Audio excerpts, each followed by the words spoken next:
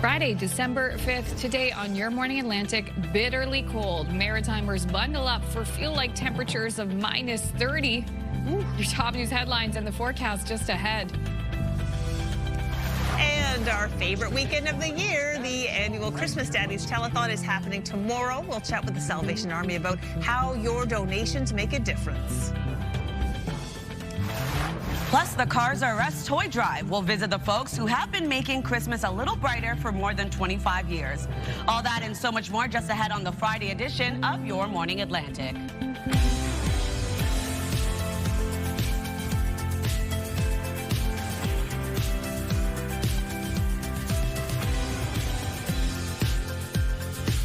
Well, good morning to you. Almost 6:01 on this Friday, December 5th. So glad you can join us today. It is the eve of so many things. Christmas Daddies tomorrow, so exciting. Yes! Studios finally beginning to look a little bit like Christmas because we have that huge telethon. What a difference it's making. And I know this year it's more important than ever. You're going to be working with the Navy divers. Yes, I will be. It's a tradition for me, a tradition for them. The Navy divers have been fundraising really throughout the year for Christmas Daddies. It's really incredible what they raise. They've been part of Christmas Daddies for more than 40 years. And I know basically every year they always raise more than $20,000 alone, those guys and gals. So I'll be with them again. You'll be seeing them at hot spots around the HRM tomorrow. So we'll be highlighting those. And you two are going to be here as well. Yeah, we'll be flipping the checks. Yes, we We've will. been practicing with the big novelty checks, and Salvation Army, of course, are having that chat to let you know exactly how the gifts are distributed.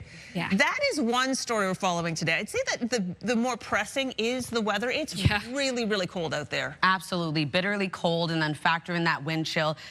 The risk of frostbite is really the biggest thing we're expecting, right? Just keep that in mind when you are heading out. Here's a live look at Antigonish. You can see the roads are still covered with snow. Keep that in mind. Take your time out on roads. I can definitely tell you from experience, the roads are feeling quite slick, and a bit of visibility issues as well, as we see those snow squalls still remain for parts of Atlantic Canada. We're still seeing this polar vortex air really ushering in, bringing these cold temperatures. We saw that last night, carrying into early this morning, feeling like minus 21 in Edmonton, minus 17 degrees starting off your day in Fredericton, minus 14 in Charlottetown, minus 13 in Halifax, and 1 degree in St. John's, Newfoundland. That's not even factoring in that wind chill, so keep that in mind when you are heading out. Dress accordingly. We do still have a cold warning in effect for the northwestern region of New Brunswick, seeing a wind warning for parts of Nova Scotia and Prince Edward Island, a snow squall watch still in effect until this afternoon, and seeing a snowfall warning just ending for parts of Newfoundland. Snow squall watch and a wind warning, as well as a winter storm warning in effect for parts of Newfoundland. And then for Labrador, looking at a blowing snow advisory, winter storm warning, and a snowfall warning in effect. I'll break those down a little bit later in our full weather forecast. Here's a look at our satellite and radar, still dealing with flurries for parts of the Maritime region, as well as a bit of snow and rain for parts of Newfoundland, Labrador. Also going to see a bit of flurry activity later today.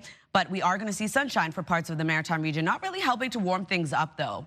In terms of the wind, very, very strong today across the region. As of right now, you can see here 69 kilometers per hour for North Cape, 63 into Grand Etang with 59 in Canso, 44 in Lunenburg. Wind gusts of up to 89 kilometers per hour in North Cape, 81 into Grand Etang, 74 in Canso, 56 in Halifax. We'll have your long-range forecast just ahead, but first a look at your local news with Amanda. Thank you, Latavia. And that is where we begin. Polar vortex is making it feel like minus 30 in parts of the region. In Fredericton this morning, it feels like minus 27 with the wind chill.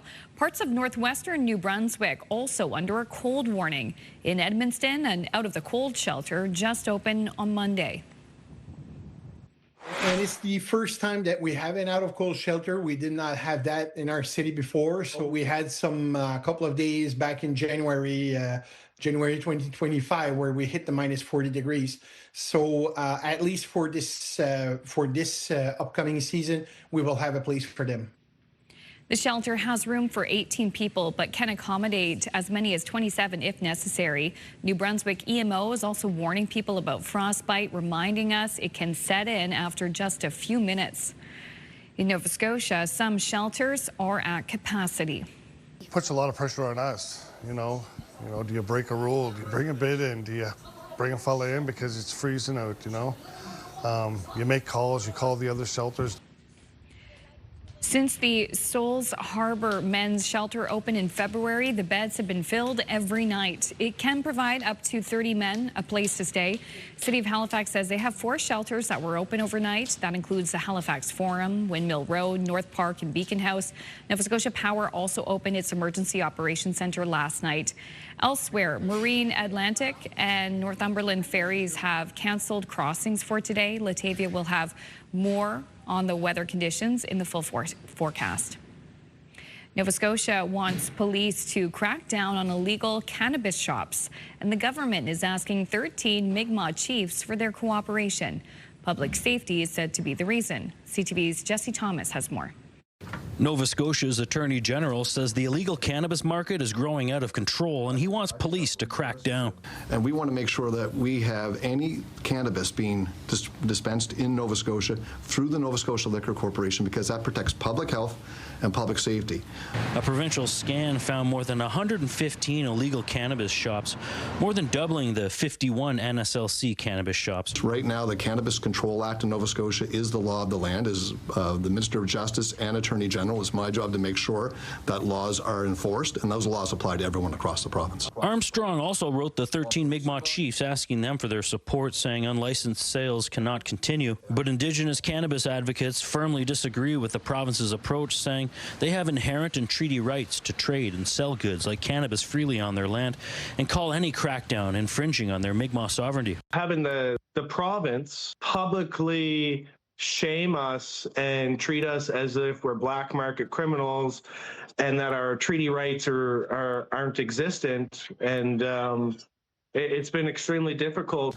The Attorney General said he's not aware of any inherent Aboriginal rights to sell cannabis. We'll have ongoing negotiations and discussions with First Nations bands on the opportunity they have.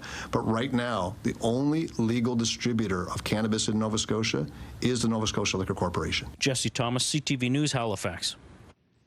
You'll be paying the same or less to fill up at pumps in the Maritimes. Here are the numbers. In Nova Scotia, Zone 1, that's the Halifax area, gas fell by 3 cents a litre. The minimum price now $1.36. No change in the price of diesel. It rests at a minimum price of $1.66.1. No changes at the pumps in PEI. Gas sits at $1.46.7, and diesel rests at $1.72.8. And in New Brunswick, gas dropped by a cent. The maximum price now $1.49.2. And diesel dropped by 4.3 cents a litre. The maximum price now $1.79.5. Finally, the population of Sable Island has temporarily increased by a little one. Parks Canada staff say they were walking the beach when they spotted a very familiar face, elf on the shelf, wrapped in a colorful clump of seaweed. This is the 4th year in a row the mischievous elf has somehow made its way to the remote island. Staff say they'll be keeping an eye out because the elf usually gets up to plenty of trouble once it arrives. Oh my gosh. Where's it going to be from here? Don't touch him. He looks very, fine. You know, the seaweed adventure, the swim, totally fine. And yeah, I love that. I can't wait to see where he goes next. I know. That's amazing. I wonder what all the elves are up to. Oh, I know. Yeah. Well, we could ask him at night. In any case, that's the sea. How would you like to have a delicious treat from the sea? Sure. 50 pounds of lobster, people. Oh my gosh. Here's the contest. You can really sink your claws into. It's our always popular festive seafood feast contest. It's back for this year. Your Morning Atlantic and our partners at Clearwater want to give you the chance to win that 50 pounds of lobster that Clearwater will ship anywhere in Canada. So you could send that taste of the East Coast to someone special. To enter, head to our website. We'll announce the winner next Friday, December 12th. Good luck to you. Sounds delish. Get the garlic butter ready. Indeed. I'll provide the garlic butter if you win that 50 pounds of lobster handily and easily. Oh my gosh. Well, today's the day of day. You'll want a nice warm meal inside, maybe a hot stew or soup. Coming up, I'll have your national and international news headlines on this Friday morning. And Latavia will have more details on just how cold it's going to get today and when we can start to see a bit of a warm up. Traffic moving along nice and smoothly in Fredericton this morning, where it feels like minus 27. Sheesh.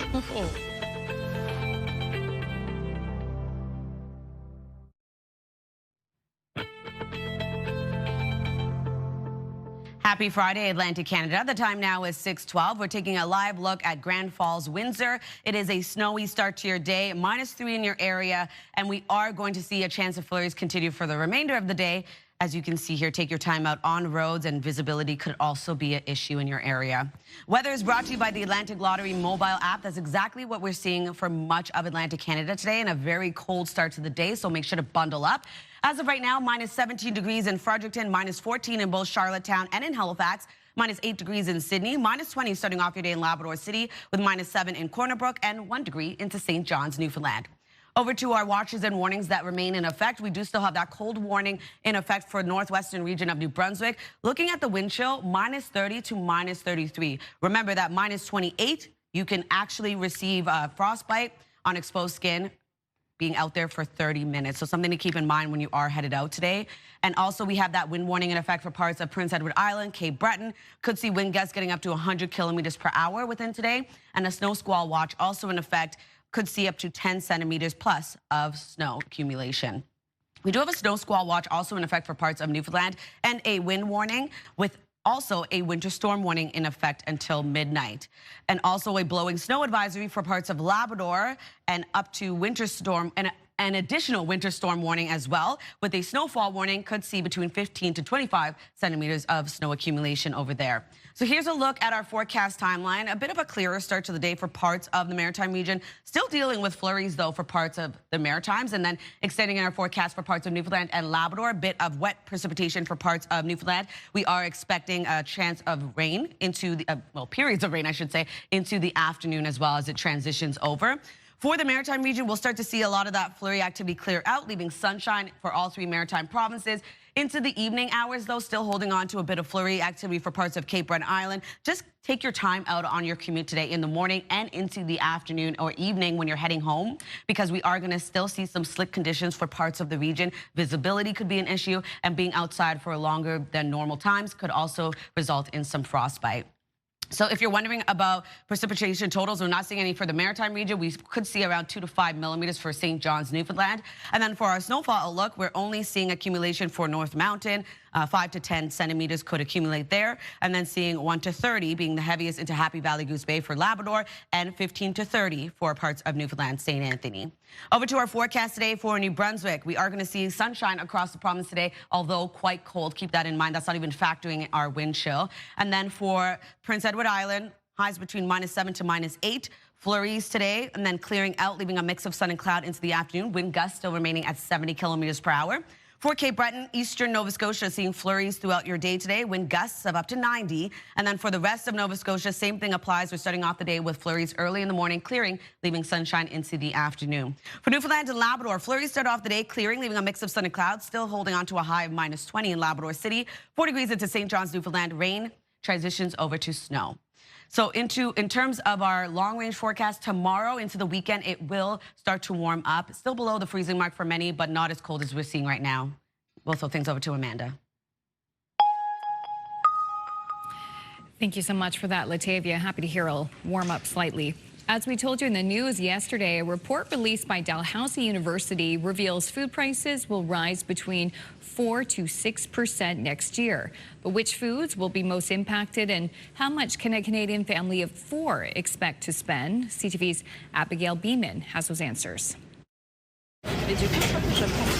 As a new and breastfeeding mom, more expensive food prices mean harder decisions for Valerie in Madison. Now, even the quantity of food as well, I have to cut a little bit, to have the quality, so you have to cut it because, yes, it's just so expensive. According to a new report, overall food prices are expected to jump between 4 and 6% next year, leaving a family of 4 with an annual grocery bill just over $17,570, up almost $1,000 from 2025. Everything, especially the meat, beef, that sort of thing. So I kind of stay away from that. She's right. Beef was the biggest driver of high prices, climbing 19% in the first quarter and 7.2% overall. People are so shocked they pivot towards chicken and pork. We're also expecting prices for both chicken and pork to increase as well. Other factors impacting food prices are the trade war, the GST holiday, and changes to the temporary foreign worker program. 10.6 million Canadians are food insecure, but those that are missing meals on a daily basis or weekly basis, those are 2.8 million. And so food banks right across the country have risen to the occasion. Food costs have driven Paul Wang to take transit. Your choice of gas or the food. Both the dollar and energy costs have not been an issue of late. We are expecting energy costs to be a driver in 2026. In addition to the U.S. trade war, the report notes other things to watch next year include the impact of more severe weather events and the new grocery code of conduct, which fully comes into force in January. Abigail Beeman, CTV News, Ottawa. And the high price of beef may give you sticker shock, and experts say there won't be a reprieve anytime soon. The pressure is being felt on both sides of the meat counter. CTV's Kathy Lee spoke with a butcher about the cost of doing business. The air carries a subtle hint of fresh cuts, but also the weight of their price tag. It's hard on everybody. It's also been challenging for businesses. After decades behind the butcher counter, Greg Keller trying his best to navigate the skyrocketing cost of beef this year. Never seen anything like this. It is what it is. People understand. Beef makes up 45% of the sales here. Keller has had to lower the price to make it more accessible for his customers. We're very fortunate in the sense that we're well established and very diverse. So we're just withstanding it for now and seeing where it goes. While shops like Keller's wait it out, experts say the reason for expensive beef is short supply and high demand. We've got the lowest number of beef cows in Canada at any point in the last 40 years. That's because the drought in Midwest to Western Canada has decimated the food the animals eat. If there's less pasture, they can retain fewer animals on that pasture. So they either need more of it or they need to liquidate some animals. At Bonton Meat Market, Keller says some customers have switched to other kinds of more affordable protein or a cheaper cut of beef. The cost-saving measures necessary, but he, like many others, ultimately hoping prices alleviate eventually. The cost of our inventory, the cost of our shrink, the cost of everything is highly elevated.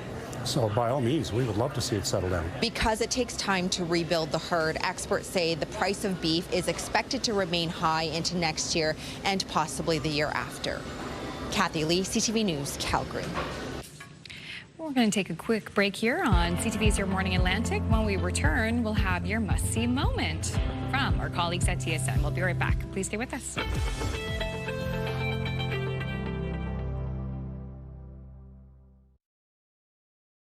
Move Mornings with Aaron and Peter. Weekday mornings on Move 100. The most fun in the morning. And home of the $1,000 minute. Only on Move 100 Halifax.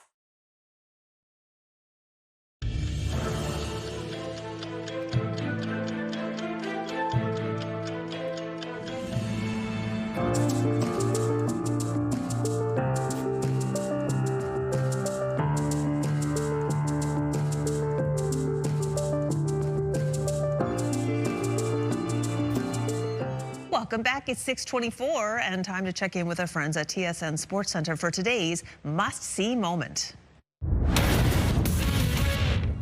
Jermaine Franklin in the Sports Center newsroom with your must-see moment from Thursday, and for it, we head to the ice. Leafs, Hurricanes, second period. Matthew Nyes gets by Shane Gostisbehere, goes down, however, gets up and buries the backhand. An incredible effort from the Leafs winger. Toronto would go on to win 5-1. That is your must-see moment from Thursday. And tonight on TSN, you can see the Jets take on the Sabres. Coverage starts at 5:30 p.m. Central. That's all for now from the Sports Center newsroom. Have a great day.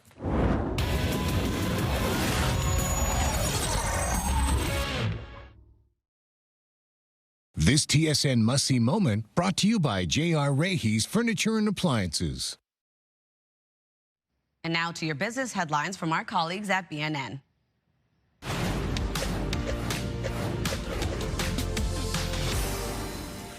EQ Bank is a digital financial services firm. It sees itself as a challenger to the bigger traditional lenders.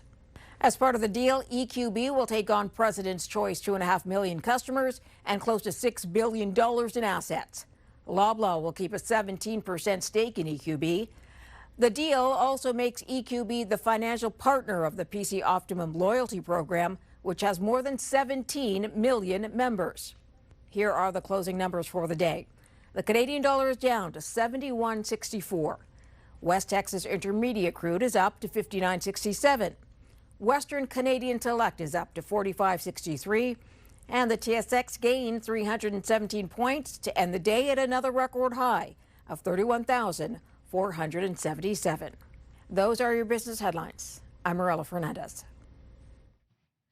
Quite a cold day ahead in New Brunswick. Something to keep in mind when you are heading out today. Daytime high will be -10. We will be seeing sunshine across the province today. And then on Saturday, sunny skies for parts of the province, also seeing some isolated flurries with a high of -6.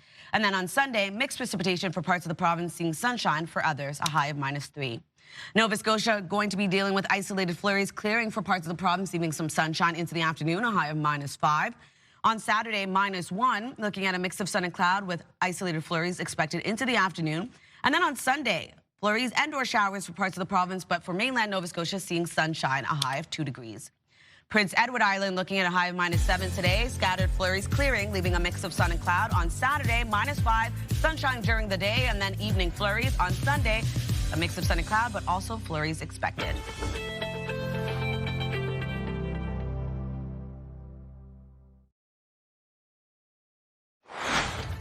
Ooh, just ahead in this half hour of the Move Morning Chat. Today we want to know about your favorite winter outdoor activity. Oh, that's fun. That conversation in 15 minutes on Your Morning Atlantic.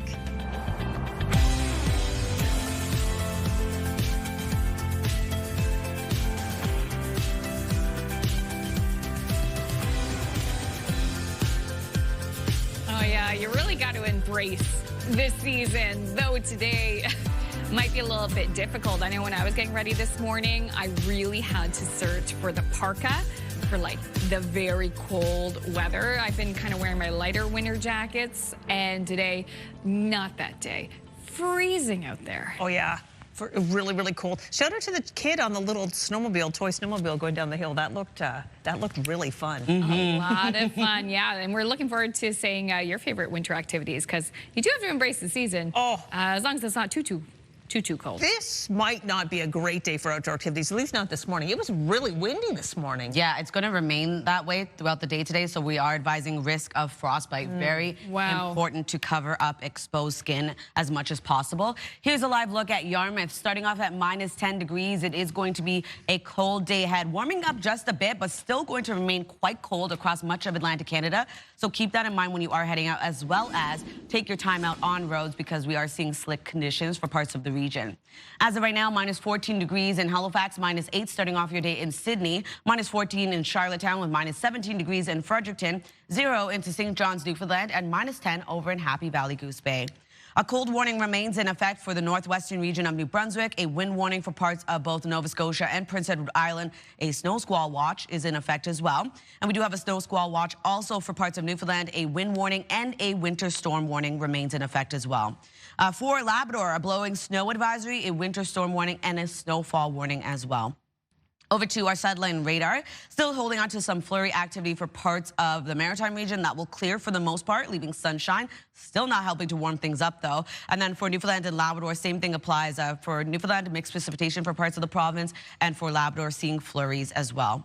In terms of the wind, going to remain quite strong today. As of right now, 67 kilometers per hour in North Cape, 65 into Grand Etang, 59 in Canso, 30 into Halifax, 35 in Moncton. Wind gusts getting up to 87 kilometers per hour into North Cape, 78 in Grand Etang, 74 in Canso, 50 into Halifax, 65 in Bathurst. We'll have another look at your long-range forecast just ahead, but first another look at your local news with Amanda.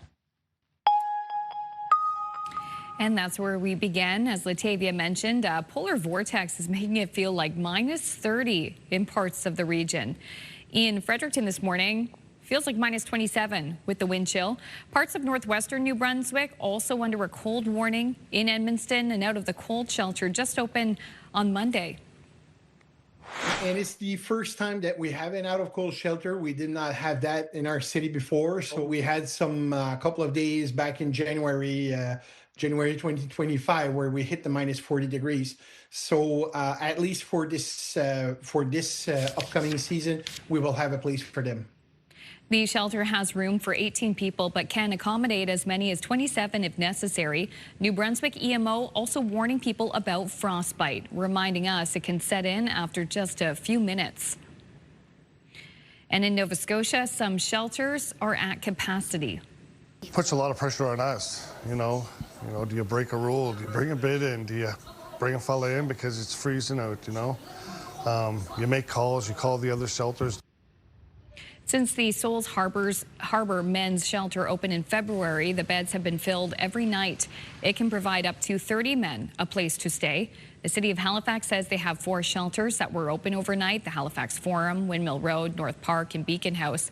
Nova Scotia Power has also opened its Emergency Operations Centre last night. Elsewhere, Marine Atlantic and Northumberland ferries have canceled crossings today. Some schools in Western Nova Scotia and public schools and PEI also have delayed openings today. Latavia will have more on the weather conditions in the full forecast. There is some backlash from Nova Scotia Power denying suggestions from the Premier the utility might be breaking the law with its current billing practices. In a letter to the Energy Board, Tim Houston said, quote, "It's not lost on me or the board that knowingly overbilling would constitute regulatory fraud, and misreporting revenue to the markets is a form of securities fraud." In a statement, the utility dismissed any suggestions it's breaking regulatory laws or security rules. Senior company spokesperson Jacqueline Foster says, quote, "In spite of everything that has transpired since the initial cyber attack, we are working very hard to restore all of our system functionality. The company has said personal and financial information of some 280,000 customers was accessed in a hacking incident back in the spring. But that's only part of the problem. Customers have been complaining about inflated bills, surprise bills, consecutive charges, and a lack of communication about billing adjustments." You'll be paying the same or less to fill up at pumps in the Maritimes. In Nova Scotia Zone 1, gas fell by 3 cents a litre. The minimum price now $1.36. No change in the price of diesel. It rests at a minimum price of $1.66.1. No changes at the pumps in PEI. Gas sits at $1.46.7, and diesel rests at $1.72.8. And in New Brunswick, gas dropped by a cent. The maximum price now $1.49.2, and diesel dropped by 4.3 cents a litre. The maximum price now $1.79.5. Finally, a timely service of hope and healing was held in downtown Halifax last night. And I pray that we will leave feeling a little more whole, a little more hopeful. The Anglican Cathedral Church of All Saints hosted this Blue Christmas Service of Hope and Healing last evening. The event is especially designed for people who find the holidays difficult because of past losses, current troubles, or anxiety about the future. It's a place, a worship service, to make space for all those feelings that we can have, the unhappier feelings, and we hope also bring people toward the light, toward a more hopeful feeling. And the annual event welcomes people of all faiths or none of the above. And that includes those who are suffering illness, depression, or economic hardship, miss someone special, or have difficult memories of past holiday times. What a heartwarming event. Thank you. And free for everyone. And free for everyone, no matter your background or what you're going through. I mean, it goes to show holidays can be a very difficult time for so many people in our region. And absolutely. Glad we have events like that to help support those. No, it's really important to shine a spotlight on that. Okay, we're going to take a real 180 right now. Totally different kind of story. Okay. But if you're into old cars, you're going to love it. If you've ever been a James Bond fan, if you've ever seen a James Bond movie, you may recognize this next car. It is a beauty. Oh, well, first of all, this is John from the UK. That's the car. Look at it. He had a dream to buy an Aston Martin DB5. He achieved the dream. He bought one in 1965 for about $1,500 back then, so you know it was a lot. It just sat in his driveway for years. Look at that, just deteriorating. And then one day he said, I'm going to get the money to fix it up. And he slowly but surely did that. And this is what happened. Wow. Look at that, right? What a glow up. What a glow up. 2,500 hours of work. It's finally done. It's worth $1 million now. Woo! And he's like, I'm not selling it. I don't blame him. Wow. She is a beauty. Wow. What a cool I would love to just take a little spin in that. Oh, you know, this is how having a kid can change you, because now when I think of the Aston Martin, I don't think of James Bond. I think of Cars 2. Pixar's Cars 2. I thought you were going to say, oh, you know, a car seat won't fit in that one. That's what I often think. I do think of that too. Not practical at all. I've never seen a James Bond movie. I don't know anything about cars, but I do like what I see there. I'll tell you that right now. It is quite nice. Yeah. Very beautiful. Okay, still we're going to have your entertainment headlines, and also it is the Move Morning Chat, and today we want to know, what is your favorite outdoor winter activity? And we don't think jump starting the car counts. Is it taking around a chicken on a sled? That conversation coming up. If that's on offer, I'm interested in that one.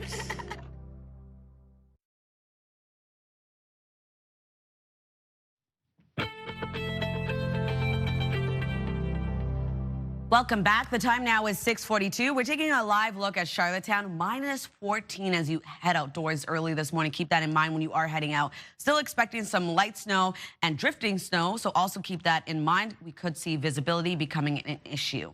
So it is quite cold right across the board today. Make sure to dress accordingly. As of right now, -22 degrees in Edmonton, -17 starting off your day in Fredericton and in Moncton, -14 in Halifax with -8 degrees in Sydney, -10 over in Happy Valley Goose Bay with 0 in Gander, 1 into St. John's, Newfoundland. Taking a look at our watches and warnings that are currently in effect, we do still have a cold warning. Cold warning in effect for northwestern New Brunswick. Could see the wind chill between -30 to -33. So there is that risk of frostbite as well for many communities today. A wind warning also in effect for parts of Prince Edward Island and Cape Breton. Could see wind gusts getting up to 100 kilometers per hour. A snow squall watch until this afternoon. Wind could still get up to 90 kilometers per hour, 10 centimeters plus expected. A snow squall watch also in effect for parts of Newfoundland. Same thing applies with 10 to 15 centimeters expected and wind gusts of up to 100. Speaking of wind gusts, we do have a wind warning also in effect for most of Newfoundland. Looking at wind gusts getting up to 110 kilometers per hour. A winter storm warning also in effect until midnight. And we do have a blowing snow advisory in effect for Labrador, a winter storm warning, and a snowfall warning, seeing snowfall between 15 to 25 centimeters. Here's a look at our forecast timeline. We are seeing a bit of clearer skies for parts of the Maritime region. Also still dealing with light snow and flurry activity for parts of the region. And then into the afternoon, much of that will clear out, leaving a bit of sunshine for parts of all 3 maritime provinces. Cape Breton Island, parts of eastern Nova Scotia still holding on to flurry activity. Newfoundland and Labrador are still dealing with some light snowfall. That will take us into the evening hours, still seeing that snow over in Newfoundland and Labrador and parts of Cape Breton Island. Taking us into early Saturday morning, where we do have sunshine yet again in the forecast, but also seeing flurries return for parts of the region. If you're wondering about precipitation totals, not seeing any for the Maritime region, but we will be seeing an additional 2 to 5 millimeters for St. John's, Newfoundland. And then for our snowfall, only seeing around 5 to 10 centimeters. That's additional, though, for North Mountain, and seeing the highest of totals for both Newfoundland and Labrador, 15 to 30 centimeters of snowfall accumulation for Happy Valley Goose Bay, 15 to 30 for St. Anthony. Over to our forecast today for New Brunswick. Sunshine across the province, although really cold today, so keep that in mind. Wind gusts getting up to 40 kilometers per hour. And then for Prince Edward Island, starting off the day with flurries, that will clear, leaving a mix of sun and cloud into the afternoon. Wind out of the northwest, 50 gusting to 70. For Cape Breton, eastern Nova Scotia, also seeing flurries today. Wind gusts of up to 90. And then for the rest of Nova Scotia, flurries early in the morning, clearing, leaving sunshine into the afternoon. Wind gusts of 60. For Newfoundland and Labrador, high of -20 today in Labrador City. Flurries start off the day, will clear, leaving a mix of sun and cloud for that part of the province. 4 degrees for St. John's, Newfoundland, starting off with rain, transitions over to snow. So then we do have for our forecast into Saturday, temperatures will warm up, still remaining below the freezing mark, but we are going to see sunshine return the forecast as well. So that's a look at your weather forecast. We'll throw things over to the Move Morning Chat.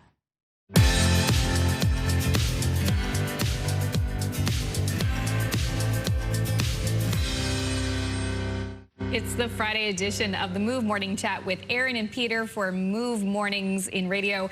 And today we're talking about, okay, it's really cold out there this morning. A lot of areas in the region have fresh snow on the ground. So what a perfect time to ask, what is your favorite winter activity? Aaron and Peter, take it away. You got it. We were chatting about this with the Move family, you know, all the different ways we can get out there and enjoy the outdoors, even though it's freezing. For me, I love to ski. Now, I got to wait a little bit longer until we have a little bit more snow here in Nova Scotia. But I started skiing, I think, when I was like 4 years old. Oh. And I got to admit, I've only been out to like Martok in Nova Scotia once. So I'm making it my goal to get there as much as I can this winter. But something about when it's freezing out, the sun is shining, and skiing, when you're done, like having a nice hot shower or getting into a hot tub, that feeling after a full day of skiing, nothing compares to it. So hands down, it's skiing for me. Now, we have downhill skis. I'm a terrible skier. We have cross-country skis. I'm a terrible cross-country skier. Snowshoes, more my style. One of the best things we ever did a few years ago was get snowshoes, my wife and I. So, yeah, we love to go out snowshoeing. Again, kind of like skiing, downhill skiing. You need just the right kind of snow for it to be perfect. But on those days, there's nothing better. We have a park close to us, McDonald's Sports Park, and we go out there snowshoeing. So that's our favorite outdoor activity in the wintertime. I like that so far. It's all different answers because my favorite winter activity is skating. I grew up playing hockey, and then I was always so excited every winter they would flood a nearby soccer field. And we would go play hockey there, like all the neighborhood kids. We'd walk over with our sticks and our skates.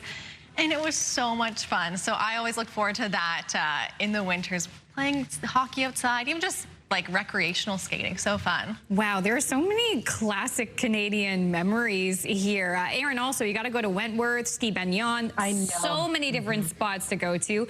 For me, my answer is different. It's sledding. I love going sledding. I have an 8-year-old, so we are in prime sledding time. And I have a number of nieces and nephews who are still quite young as well, who also enjoy sledding. So I love taking them out to just like a local hill. There's fresh snow on the ground, getting a nice warm like cup of hot chocolate, and then just going out for hours and hours, and we just have a blast. It's fun for me and it's fun for the kids as well. So we are putting this question to our viewers this morning. We're asking you, what is your favorite outdoor winter activity? Maybe you agree with one of us. Perhaps there's something we didn't mention. Send us a text. 10400 is the number. We will share your answers later in the show.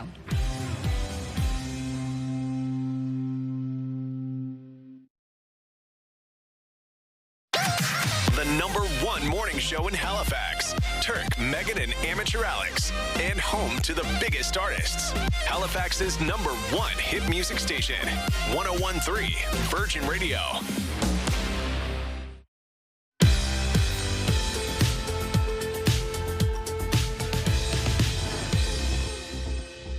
Welcome back. The time now is 6:51. We're going to head over to Hollywood and take a look at your entertainment headlines. Country star Megan Maroney is going on tour. Starting in May, the singer will kick off her Cloud 9 tour in Columbus, Ohio, with shows scheduled for the Kia Forum in Los Angeles and the Bridgestone Center in Maroney's hometown of Nashville. After that, she heads to Europe for a series of shows. Tickets go on sale next week. Fan favorite Kate Walsh is returning to the long-running medical drama Grey's Anatomy. Variety reports she'll reprise her role as Dr. Addison Montgomery in one episode this January. Guitarist Steve Cropper has died, best known for his work in the soul group Booker T and the MGs. He also worked with Otis Redding, Wilson Pickett, and Eddie Floyd. Cropper was 84. The American Film Institute has released their prestigious Motion Pictures of the Year list, the 10-film list, which is considered a predictor for the Academy Awards' Best Picture nominations, includes critically acclaimed films like One Battle After Another and Sinners, as well as upcoming releases Avatar, Fire and Ash, and Marty Supreme. We're back. exactly where we're supposed to be.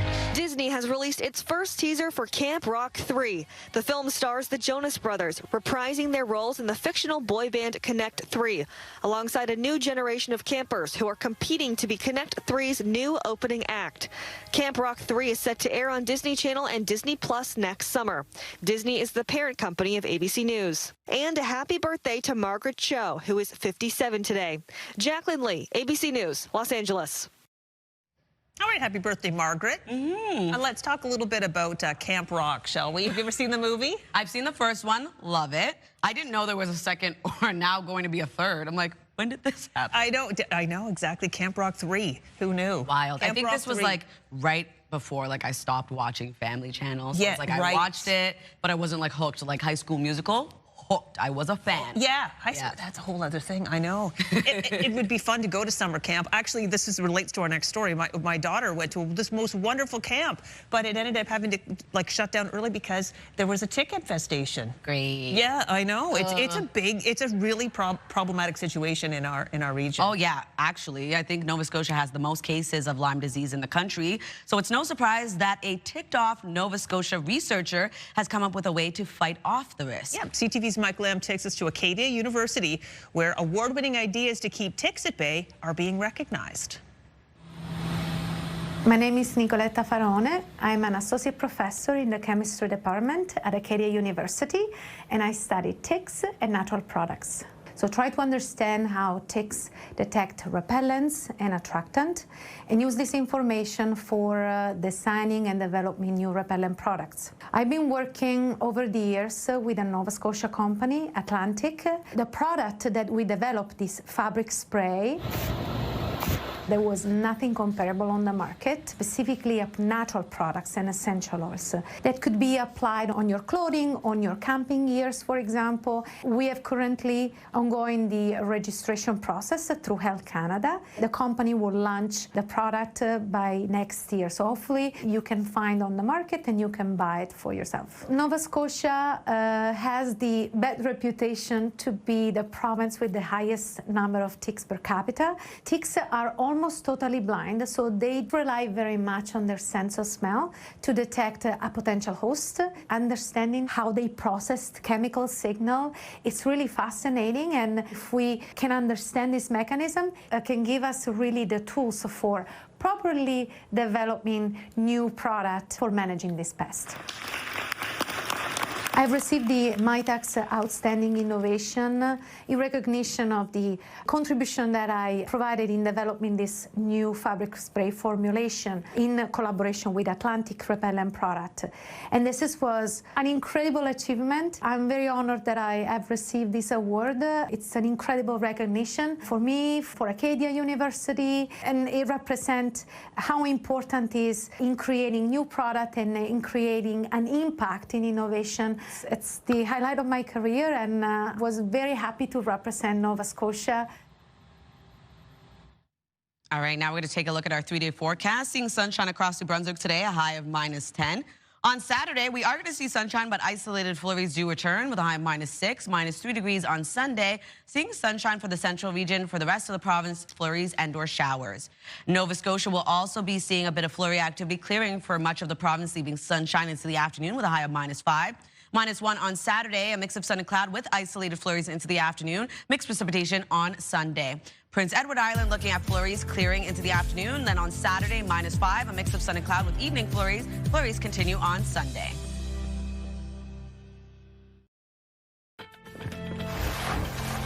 It's Friday, December 5th. Today on Your Morning Atlantic, bitterly cold. Feel like temperatures today will feel more like -30 with the wind chill in some parts of the region. Your top news headlines and the forecast just ahead. And a maritime holiday tradition, the 60-second Christmas Daddies Telethon is happening tomorrow. We'll chat with the Salvation Army about how your donations make a difference in our community. That and so much more coming up in this hour of Your Morning Atlantic.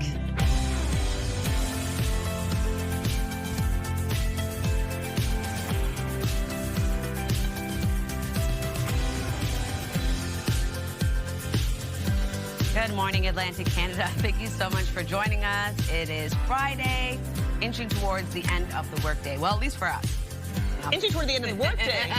I know, I'm fast tracking. Some people might not even be, they're just like opening their eyes.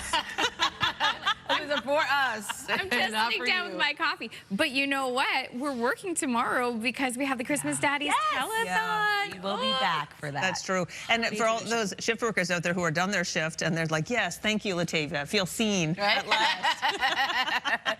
Well, we leave when it's quite dark outside to come to work, right? Yeah. And this morning I was walking my dog Molly. I did not, first of all, to get the door open was because the window was pushing it shut? Yes, it was pushing it shut. And then I got outside and I was like, I forget the dog. I was like, you got to get back inside. I got to get back inside. That wind bites. Bites, exactly. It's something. Ooh. I'm with you, too. The dog, he doesn't always want to go out in the morning when I leave. But for some reason, this morning he did. I was like, oh, please, okay, hurry up. Oh my gosh. So anyways, I feel for anyone who has to work outside today. Absolutely. Or it's part of your commute. Bundle up. Absolutely, and keep in mind there is a risk of frostbite. It's going to be a cold day ahead throughout the day, really, so keep that in mind. As of right now, minus 17 degrees in your area over in Moncton. It's going to warm up just a bit, but still remaining quite cold right across the region today. Minus 17 degrees in Fredericton, minus 14 in Charlottetown and in Halifax, minus 10 in Yarmouth, 1 degree into St. John's, Newfoundland. Cold warning remains in effect for the northwestern region of New Brunswick today. We do have a wind warning in effect for parts of Prince Edward Island and Nova Scotia. A snow squall watch also in effect, with a snow squall watch also for parts of Newfoundland, a wind warning and a winter storm warning as well. For Labrador, looking at a blowing snow advisory, a winter storm warning and a snowfall warning in effect for today. Here's a look at our satellite and radar. We are going to see flurry activity early this morning for parts of the Maritime region, as well as parts of Newfoundland and Labrador, still dealing with a bit of mixed precipitation. Parts of the region will see clearing into the afternoon, leaving sunshine, still not helping to warm things up, though. And wind also picking up out of the northwest this morning, 67 kilometers per hour in North Cape, 65 in Grand Etang, 59 in Canso, with 30 into St. John, New Brunswick, and in Halifax. Wind gusts of up to 87 kilometers per hour right now in North Cape, 78 into Grand Etang, 74 in Canso, 52 in Charlottetown, and 50 in Halifax. We'll take another look at your long-range forecast just ahead, but first a look at your local news with Amanda. Thank you so much, Latavia. And that is where we begin with our newscast. A polar vortex is making it feel like minus 30 in parts of the region. In Fredericton this morning, feels like minus 27 with the wind chill. Parts of northwestern New Brunswick are under a cold warning. And in Edmundston, an out of the cold shelter, it just opened on Monday. And it's the first time that we have an out of cold shelter. We did not have that in our city before. So we had some couple of days back in January 2025, where we hit the minus 40 degrees. So at least for this upcoming season, we will have a place for them. The shelter has room for 18 people, but can accommodate as many as 27 if necessary. New Brunswick EMO is also warning people about frostbite, reminding it can set in after just a few minutes. And in Nova Scotia, some shelters are at capacity. It puts a lot of pressure on us, you know, do you break a rule? Do you bring a bid in? Do you bring a fella in because it's freezing out, you know? You make calls, you call the other shelters. Since the Souls Harbor Men's Shelter opened in February, the beds have been filled every night. It can provide up to 30 men a place to stay. The City of Halifax says they have 4 shelters that were open overnight: the Halifax Forum, Windmill Road, North Park, and Beacon House. Nova Scotia Power also opened its Emergency Operations Centre last night. Elsewhere, Marine Atlantic and Northumberland ferries have cancelled crossings today. And the weather impacting some schools in Nova Scotia and PEI. Detailed cancellations and delays are on our website, and Latavia will have more on just how long this cold weather will last in her full forecast after our next break. New Brunswick's energy minister is worried about power, especially if there's enough for everyone in the province. It comes back to Point Lepreau. The nuclear plant was supposed to come back online this week, but crews found an issue during recent testing. And during that testing, we did find an issue on the non-nuclear side of our station. And where we are today, we're progressing through the replacement of a bearing on our turbine generator system. No different than a bearing you might find in your car.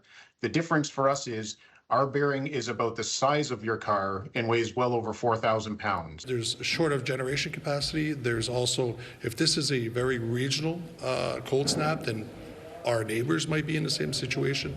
And this is the regular conversation that we're having around do energy security. I know we often talk about 2028. I'm concerned that 2028 may be the out date. It may be shorter. Point Lepreau is scheduled for another maintenance shutdown in the spring. 2 of Moncton's oldest schools will be replaced in the coming years as part of the province's capital budget for education. The schools have served well. Sunnybray was built in 1956, while Forest Glen opened in 1965. Officials say the tentative plan is to build a new combined middle school, the new one where Forest Glen currently stands. And our understanding that the new school will be built on the current location at Forest Glen. We do have enough space. We do have space there to build a new school and then drop the old school. Parents we spoke with are pleased with the plan, saying it's long overdue. If you're going to be braving the elements to fill up your vehicle today, you're going to be paying the same or less to fill up at the pumps in the Maritimes. In Nova Scotia Zone 1, gas fell by 3 cents a litre. The minimum price now $1.36. No change in the price of diesel. It rests at a minimum price of $1.66.1, and no changes at all in PEI. For gas, it sits at $1.46.7, and diesel rests at $1.72.8. And in New Brunswick, gas dropped by a cent. The maximum price now $1.49.2. Diesel dropped by 4.3 cents a litre. The maximum price $1.79.5. Finally, despite trade tensions for much of the year, a long-standing international tradition continued in Boston last night. 3, 2, 1, light the tree! The city's annual tree lighting ceremony, it's always a popular event, and last night, no exception. The literal center of the festivities is, of course, the tree itself, an annual donation from the province of Nova Scotia for Boston's immediate help following the Halifax explosion back in 1917. And this year's donation was a white spruce from Lunenburg County, 13.7 meters tall. So you could say the Christmas season officially underway in Beantown. There's Matt Anderson, pride of New Brunswick, playing there as well. Oh my gosh, if you've never seen Matt Anderson live, you have to. What an incredible singer. Talented performer, but yeah, sign of the season. Next year, I'd love to be in Boston for that. Right? Oh my gosh, it would be amazing. That's so cool. Yeah. All right, more good news on this Friday from the West Coast. The Vancouver Island Marmot Recovery Foundation has just reached an important milestone. All right, the foundation says there are now 427 marmots on the island. I just want you to watch this. Just, there we go. That's a new high for the population, despite their violent tendencies among the marmots. The team started more than 20 years ago, and then there are just 27 marmots in the wild, but since their efforts have been underway, they have been, look at them. What are they doing, taking each other down? Yeah, this is like a trend with them. Oh my God. Anyway, just long story short, the marmot population is bouncing back. Oh, well, that's good, because it looks like they're fighting. One more time, everybody. Here we go. Go, go, go, go. And now, get off. This is why they're endangered. They keep shoving each other. Oh, my goodness. That's so adorable. Well, the poor marmots. They're like, we're trying. You know that half these stories I do are just excuses to show the amazing video that I find on the internet. I'm so glad. We appreciate that. But that actually is good news. Our conservation efforts are paying off. Oh, my gosh. Also, lots of giving this morning. Coming up, you're going to be talking with our friends in radio about Stuff-A-Bus. Yes. That's happening today. Yes. Also, too, the Salvation Army is going to be here to talk about where all that money that you donate to Christmas Daddies goes and the families that they support. But first, it's the forecast. Oh my gosh, it is so cold. Parsboro looking very beautiful this morning near the 5 Islands. But if you're going for a morning walk, bundle up. The details coming up next.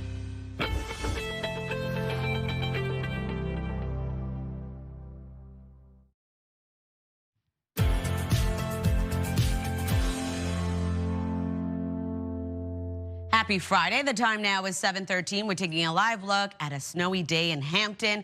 Keep in mind the roads are still a bit slick in parts of the region, so you may want to allot some extra time out on roads. And it is quite cold over there, minus 17 degrees starting off your day. Weather is brought to you by the Atlantic Lottery mobile app. Quite cold across the board. As of right now, it is minus 16 degrees in Bathurst, minus 14 in Charlottetown, minus 9 degrees starting off your day in Sydney. Early this morning, minus 13 in Halifax, and 1 degree into St. John's, Newfoundland. We do still have a cold warning remaining in effect for the northwestern region of New Brunswick. This morning, we could see the wind chill between minus 30 to minus 33.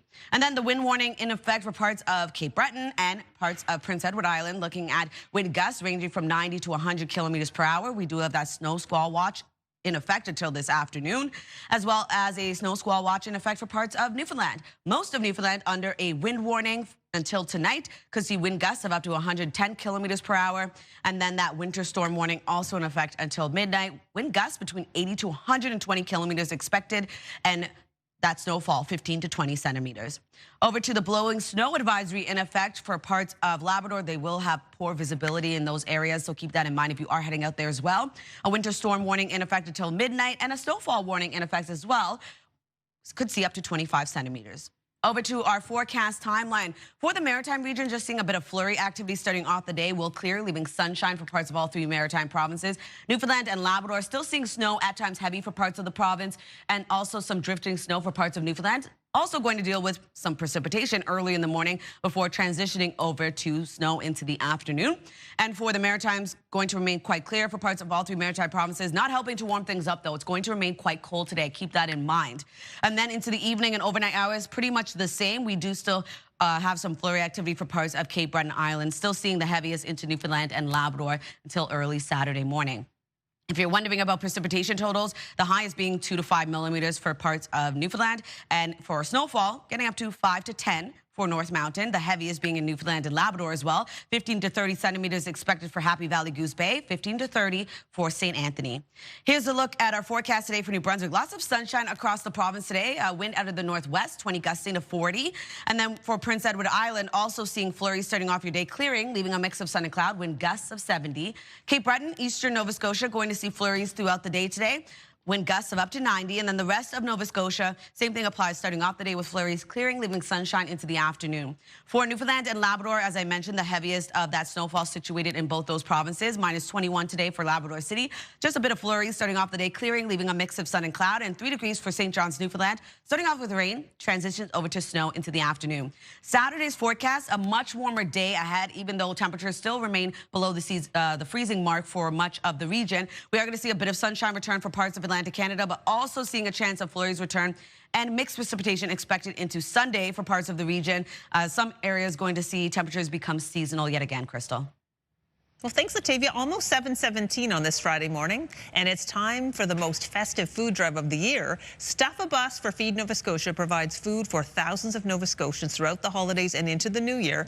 And the Halifax Transit team always makes a stop outside the Move 100 studios on Agricola Street in Halifax. The bus will be there today from 7:30 a.m. until 9:30 a.m. So drop by with your food or cash donation and be sure to say hi. And if you're lucky, you might bump into our friend Peter Harrison from Move 100. Peter, good morning. How are you?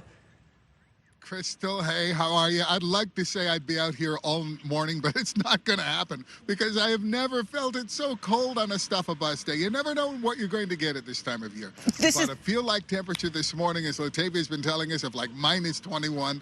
It's incredible. So to all the folks who are out there gathering up food for Feed Nova Scotia today with Stuff a Bus, thank you. We know it's going to be a cold day. It is. Yeah, lots happening outside the studio, yeah. For sure. Okay, I see Gingy. Gingy behind you is keeping warm by dancing, so we appreciate the photobomb. I love our gingerbread man. Yeah, that's for sure. Listen, 34th annual year that we've been doing this, 34th year for Stuff a Bus, so it's really an incredible day. But look, it's really not Move 100. We're getting the word out, and that's our job. The folks from the Amalgamated Transit Union, they're the drivers of this whole thing, literally and figuratively as well. And the folks from Metro Transit, Scotiabank, all kinds of people involved. Can we jump on board the bus? Let's do it. Hang on. Come on in. Oh, my gosh, Yeah. it's probably a bit warmer guys. in there. Come on in. Oh, This is a place to be this morning. Hi there. Hi, good morning, Peter. I want you to meet Shannon. You tell folks who you're with exactly. I'm with the Amalgamated Transit Union, Local 508. How many people are we talking about who are behind this every year to make this happen? We have about 50 volunteers who are here on their own time. 34 years, and as we're here, I mean, this is almost a tired line, but it's so true that the need gets more and more every year, and no more so than this year. So we want to make sure that we are picking up as much food. We've got a bunch of people lined up who've already said we've got food ready to be picked up. But if people would like to give a monetary donation, how does that happen? You can come on down here. We have our elves out with our Feed Nova Scotia jugs. So we need cash.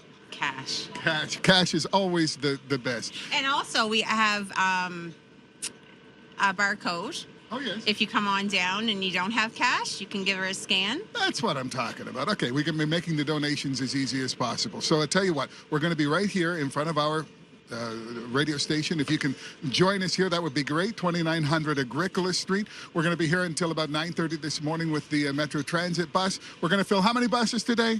8 buses. At least 8 buses, okay? So if you can help out, that would be absolutely great. Shannon, thanks very much. Thank you, we'll Peter. be talking to you a little bit later, okay? Thanks, Peter. 34th Annual Stuff a Bus, 2900 Agricola Street. If you're in the Halifax area, drop by with a cash donation or with food, and we'll make sure it gets to Feed Nova Scotia, and they'll take it from there.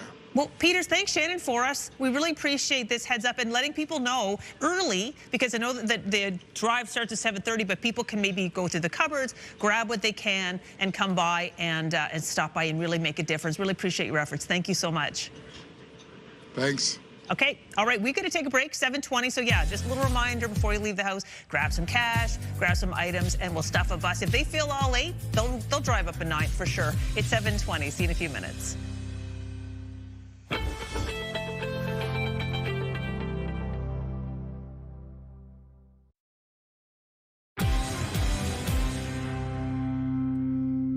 Welcome back, almost 7:24, and tomorrow is a big day. It's the annual Christmas Daddies Telethon on CTV. For more than 50 years, the show has featured local performers, live auctions, and volunteers. It's all in support of maritime families to give them a brighter holiday season. So here with more on where those donations go is Major Pam Goodyear from the Salvation Army.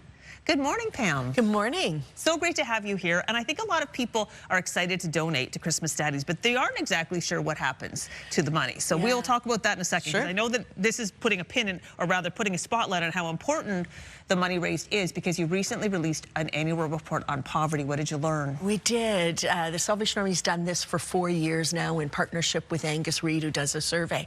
And we're learning that 1 in 5 Canadians is concerned about meeting their most basic needs. And so at a time like Christmas in particular, a parent is concerned, do I pay my utilities or give my kids Christmas? Wow, 1 in 5. 1 in 5. You know, 7 out of 10 families in our country are struggling right now. Oh my goodness.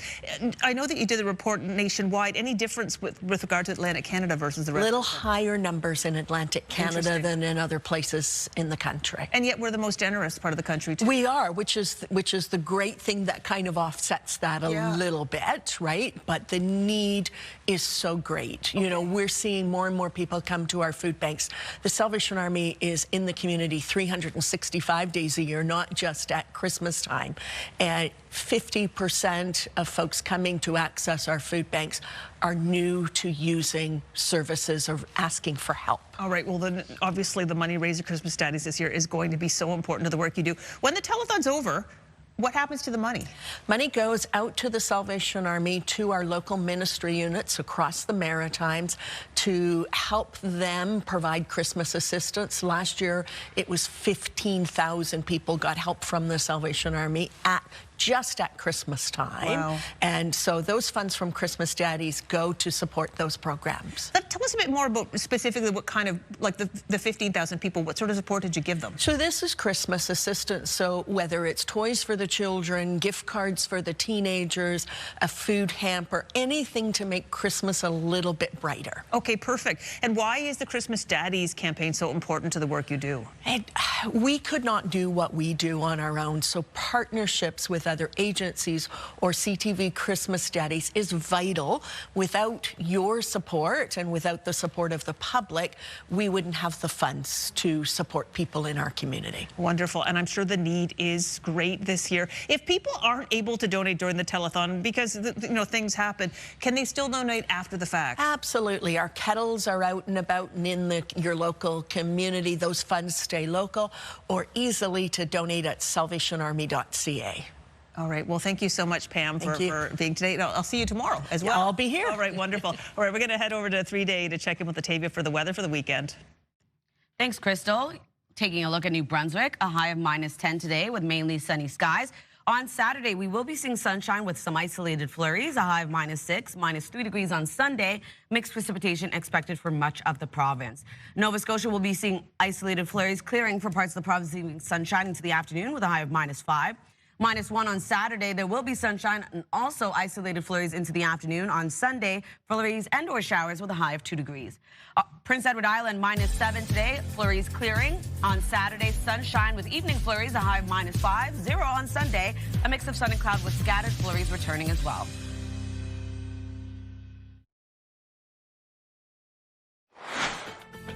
Coming up in this half hour, the PAC Insider's Holiday Report. Suzette Bellevaux, our hostess with the mostest, will lead us through a taste test of some delicious new products you might want to try this holiday season. That's just ahead on Your Morning Atlantic.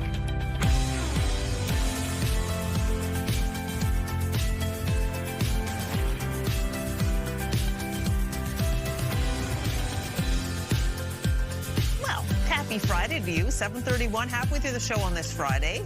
Busy day today around here. We're all getting geared up for Christmas Day. As you can see, the microphones and drum kit behind you. Oh, yeah. Love that. She'll be involved tomorrow. I know we're all going to be there tomorrow. Luckily, people from the community don't donate food for the volunteers to eat at Christmas Daddies. Yes, that is a big thing too. We're very fortunate because we're volunteering our time tomorrow to us, and so many different people who come to the station to help pull it together. And we also have people who volunteer and give us food, thank goodness, to get us through the day. Because we all know that food can boost the spirits. It absolutely can. I know we're all excited around here about seeing some of the stuff on the desk that she has. Yeah. A little reminder to you, we're taking your thoughts for the Move Morning Chat. Favorite outdoor winter activity. Now, that is when the weather is probably nicer than today, Latavia. 10-400 if you have some thoughts, but she's cold. Exactly. You don't want to spend too much time outdoors. There's that risk of frostbite on exposed skin. Just keep that in mind when heading out. Here's a live look at McAdam. Beautiful sunny start to your day, although cold. Keep that in mind. Layers will be the key today. We are seeing quite cold temperatures right across the board today. Temperatures will warm up a little bit later, but still going to remain quite cold throughout your day. -17 degrees right now in Fredericton, -14 in Charlottetown, -13 degrees in Halifax, with -8 in Corner Brook, 1 degree into St. John's, Newfoundland. The cold warning has just ended in northwestern New Brunswick, but we do still have a wind warning and a snow squall watch for parts of Nova Scotia and into Newfoundland. A wind warning also in effect with a winter storm warning. And then for Labrador, we do have that blowing snow advisory, a winter storm warning, and a snowfall warning in effect. Here's a look at our satellite and radar. It's going to remain quite cold today as of right now. Some areas feeling more like -33. So as you can see, they're very cold ahead. We do still have flurries for parts of the Maritime region, heavier snow for parts of Newfoundland and Labrador, and periods of rain for parts of Newfoundland as well early this morning. Here's a look at our current wind for the Maritime region, 70 kilometers per hour for North Cape. That's sustained wind, 69 in Grand Etang with 54 in Canso. Wind gusts of up to 93 kilometers per hour right now in North Cape, 85 into Grand Etang with 74 in Canso, 70 in Sydney. We'll have another look at your long-range forecast just ahead, but first a look at your local news with Amanda. Thank you, Latavia, and that's where we begin. A polar vortex is making it feel like -30 in parts of the region. For example, in Fredericton this morning, it feels like -27 with the wind chill. Parts of northwestern New Brunswick are under a cold warning. And in Edmundston, an out of the cold shelter just opened on Monday. And it's the first time that we have an out of cold shelter. We did not have that in our city before. So we had some couple of days back in January January 2025, where we hit the minus 40 degrees. So at least for this upcoming season, we will have a place for them. The shelter has room for 18 people, but can accommodate as many as 27 if necessary. New Brunswick EMO is also warning people about frostbite, reminding it can set in after just a few minutes. And in Nova Scotia, some shelters are at capacity.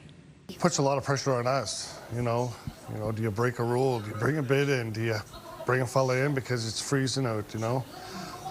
You make calls, you call the other shelters. Since the Souls Harbor Men's Shelter opened in February, the beds have been filled every night. It can provide up to 30 men a place to stay. City of Halifax says they have 4 shelters that were open overnight: the Halifax Forum, Windmill Road, North Park, and Beacon House. Nova Scotia Power also opened its Emergency Operations Centre last night. Elsewhere, Marine Atlantic and Northumberland ferries have canceled crossings today. The weather also impacting some schools in Nova Scotia and Prince Edward Island. You can find a detailed list of cancellations and delays on our website. And Latavia will have more on just how long this cold front will last for in her full forecast after our next break. To other news of the morning, the woman accused of repeatedly stabbing a 6-year-old boy at a Halifax bus stop earlier this year has pleaded not guilty to 3 charges. Elliot Chorney appeared in court via video link Thursday. She will be elected by trial by Supreme Court justice alone on the 3 charges dating back to February. A boy was rushed to hospital with serious injuries after an attack at a downtown bus stop. Some backlash from Nova Scotia Power denying suggestions from the Premier the utility might be breaking the law with its current billing practices. In a letter to the Energy Board, Tim Houston said, quote, "It is not lost on me or the board that knowingly overbilling would constitute regulatory fraud, and misreporting revenue to the markets is a form of securities fraud." In a statement, the utility dismissed any suggestions it's breaking regulatory laws or securities rules. Senior company spokesperson Jacqueline Foster says, quote, "In spite of everything that has transpired since the initial cyber attack, we are working very hard to restore all of our system functionality." The company has said personal and financial information of some 280,000 customers was accessed in a hacking incident back in the spring. That's only part of the problem. Customers have been complaining about inflated bills, surprise bills, consecutive charges, and a general lack of communication about billing adjustments. You'll be paying the same or less to fill up at pumps in the Maritimes this morning. In Nova Scotia Zone 1, that's the Halifax area, gas fell by 3 cents a litre. The minimum price now $1.36. No change in the price of diesel. It rests at a minimum price of $1.66.1. No changes at the pumps in PEI. Gas remains $1.46.7, and diesel rests at $1.72.8. And in New Brunswick, gas dropped by a cent. The maximum price, $1.49.2. Diesel dropped by 4.3 cents a litre. The maximum price now $1.79.5 a litre. Finally, crowds gathered in central London for the lighting of the Christmas tree in Trafalgar Square, continuing a post-war tradition in which Norway sends a spruce to Britain each year as a token of gratitude for its support during the Second World War.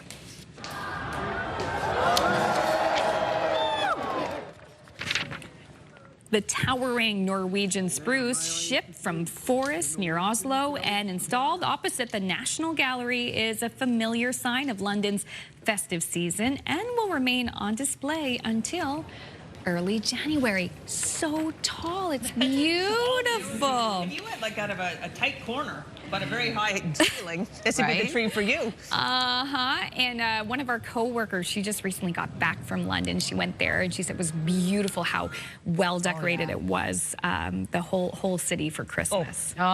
Magical. Europe does it up at Christmas time, that's for sure. All right, let's go take a little trip to Australia, shall we? Oh, no, actually, that's not true. We're going to New Zealand. Sorry, did you see how she brushed her hair? She's like, I was going to say, relax. I've never been to New Zealand, but it's near Australia. Next time. It sounds like the beginning of a joke, but this really happened in New Zealand. A seal walked into a bar. Yeah, so we were sitting there at the pub, 7 customers setting up Christmas decorations, and a baby seal just walked in the front door by itself. I think everyone thought it was a dog at first because we're a dog-friendly establishment. Yeah, so the security footage from the bar in New Zealand shows the seal, I guess more waddling than walking, and then it kind of sees those people, so it goes into the bar. And it realizes, I guess, that there's salmon on the menu because there was salmon on the menu. They had a special salmon pizza. So they actually took a little piece of salmon, threw it in a crate, got the seal into the crate, and took him and had him released safely. So 2 things from this is that they're never going to take salmon off the menu now, just in case this ever happens again. And B, there's a big joke going around that the bar now has a seal of approval. Love it. And it's a baby seal. Oh my gosh, he's ripping around. Can you imagine? Oh my goodness, that could happen here. It absolutely could happen here. Yeah. Oh my gosh, we have some great video this morning. I know. This is a Friday show. On a roll. All right, coming up after the break, it's time for some holiday goodies. Our own Suzette Beliveau will help us get ready for hosting with PC Holiday Insiders. Lots of variety there and some taste tests coming up. Okay, let's go.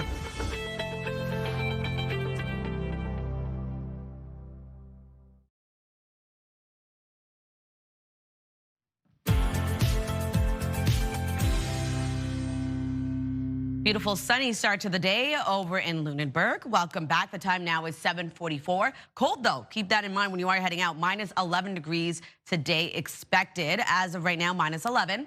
So when you are heading out today, really right across the board, it is quite cold. Make sure to layer up. There is that risk of frostbite as well. Factor in the wind chill, even colder than what you're seeing currently on this graphic. Minus 22 degrees in Edmonton with minus 17 starting off your day in Fredericton and in Moncton. Minus 14 in Charlottetown with minus 13 degrees early this morning in Halifax. Minus 9 in Sydney and 1 into St. John's, Newfoundland. Still holding on to that wind warning in effect for parts of Prince Edward Island and Cape Breton. We are going to see wind gusts ranging between 90 to 100 kilometers per hour. A snow squall watch also in effect until this afternoon. Could see up to 10 centimeters plus, with that wind gust getting up to 90 kilometers per hour. A snow squall watch also in effect for parts of Newfoundland. We are going to see around 10 to 15 centimeters plus and wind between 70 to 100 kilometers per hour. Also have a wind warning for later tonight.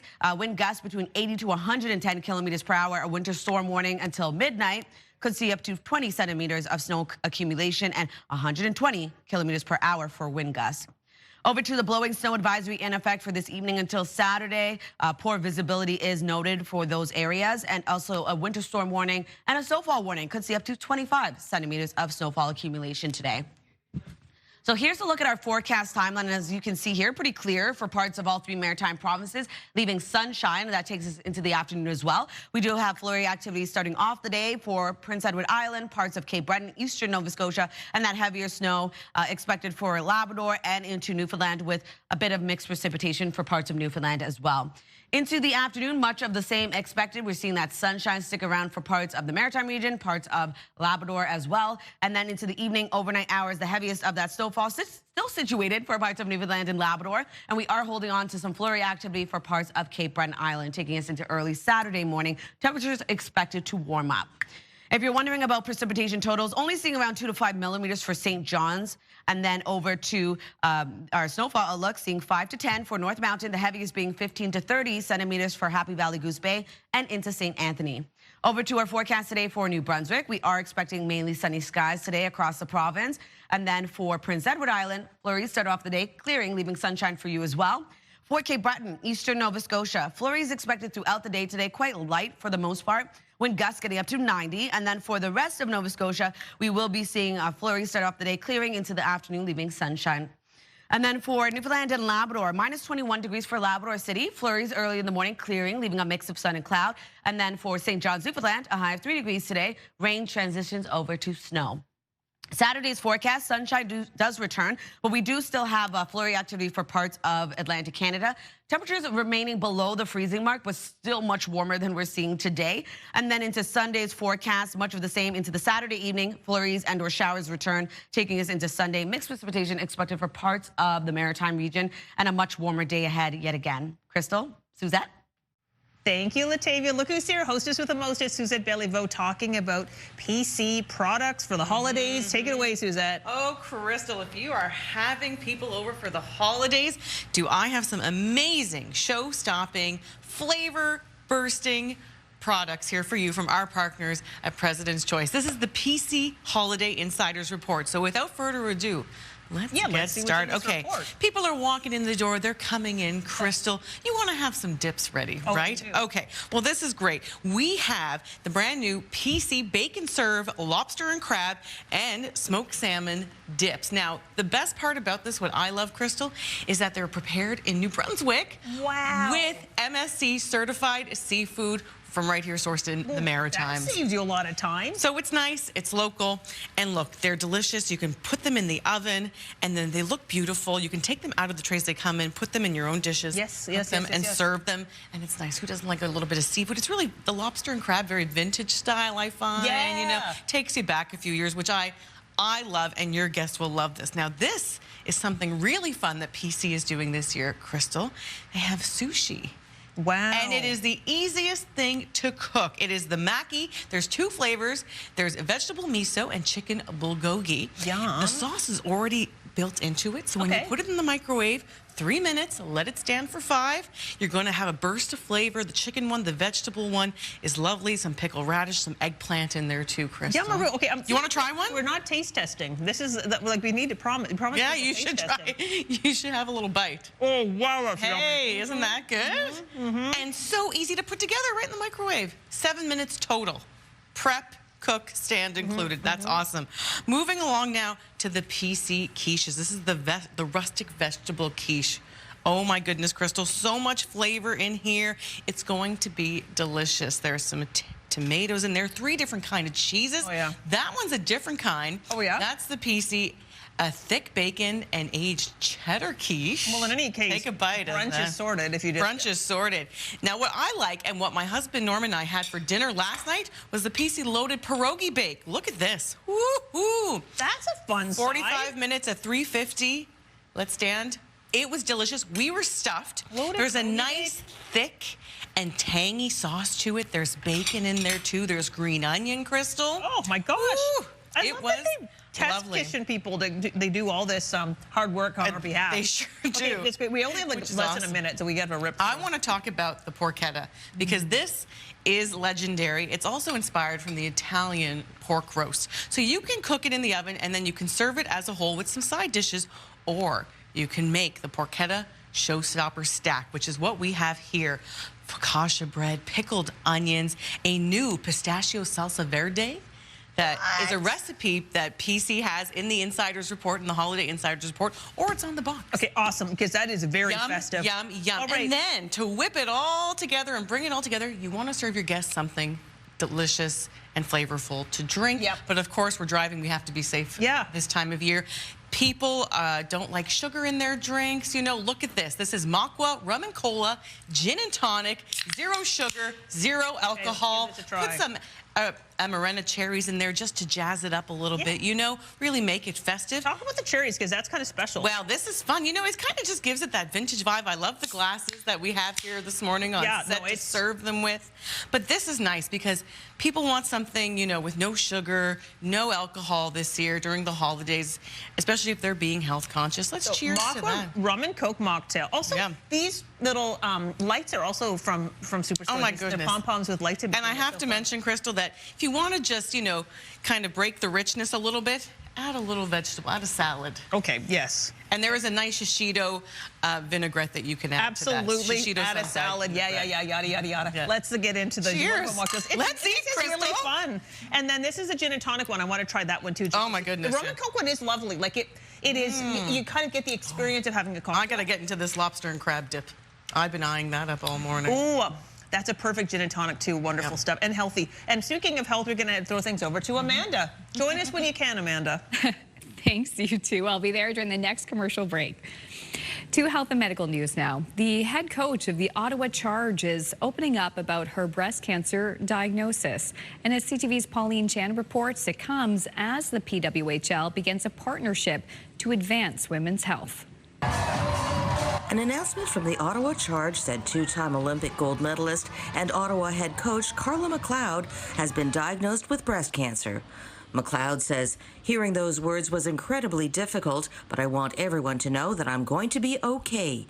She adds, I'm incredibly fortunate to have an exceptional medical team guiding me, and together we have built a treatment plan that gives me tremendous confidence in the road ahead.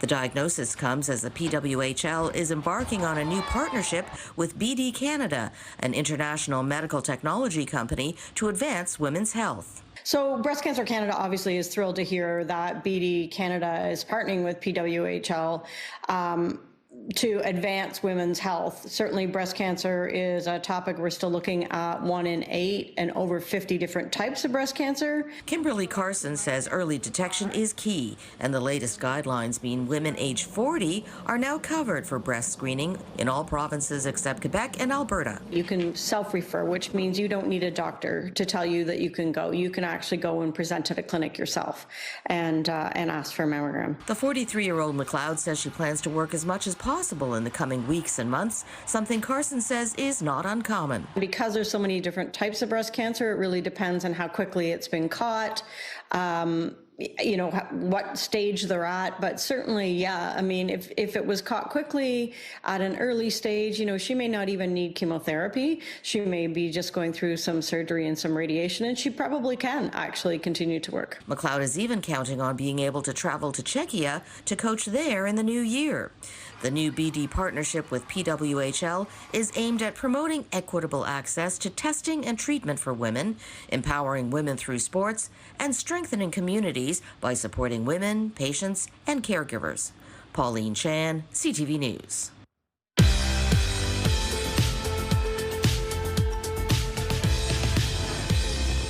And now we'd like to introduce you to the Maritimers who are marking milestones today.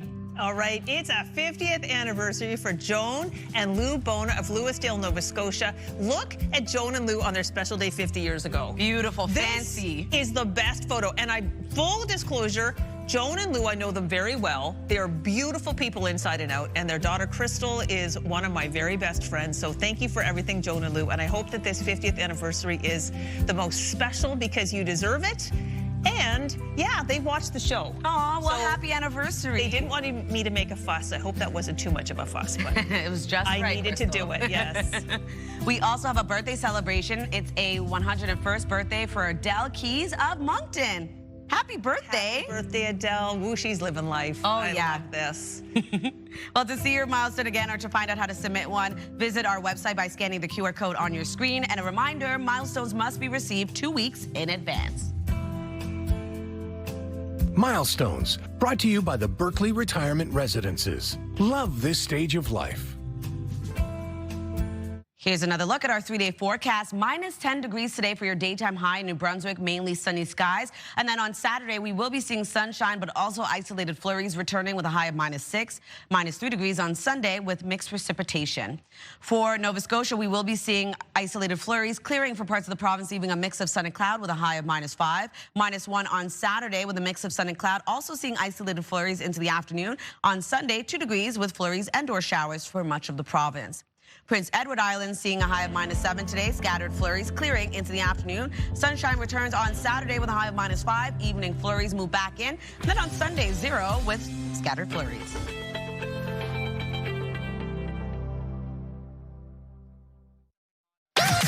The #1 morning show in Halifax. Turk, Megan, and Amateur Alex. And home to the biggest artists.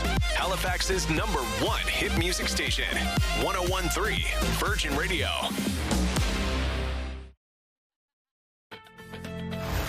It's Friday, December 5th. Today on Your Morning Atlantic, bitterly cold. Maritimers bundle up for feel-like temperatures of -30. Your top news headlines and the forecast just ahead.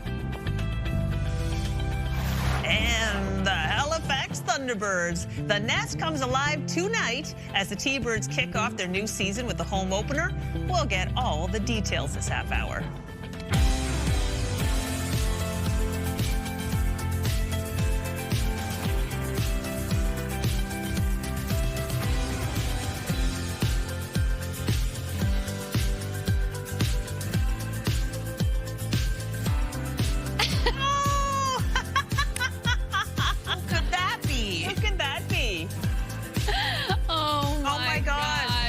have a special visitor. Yeah. This is a Friday.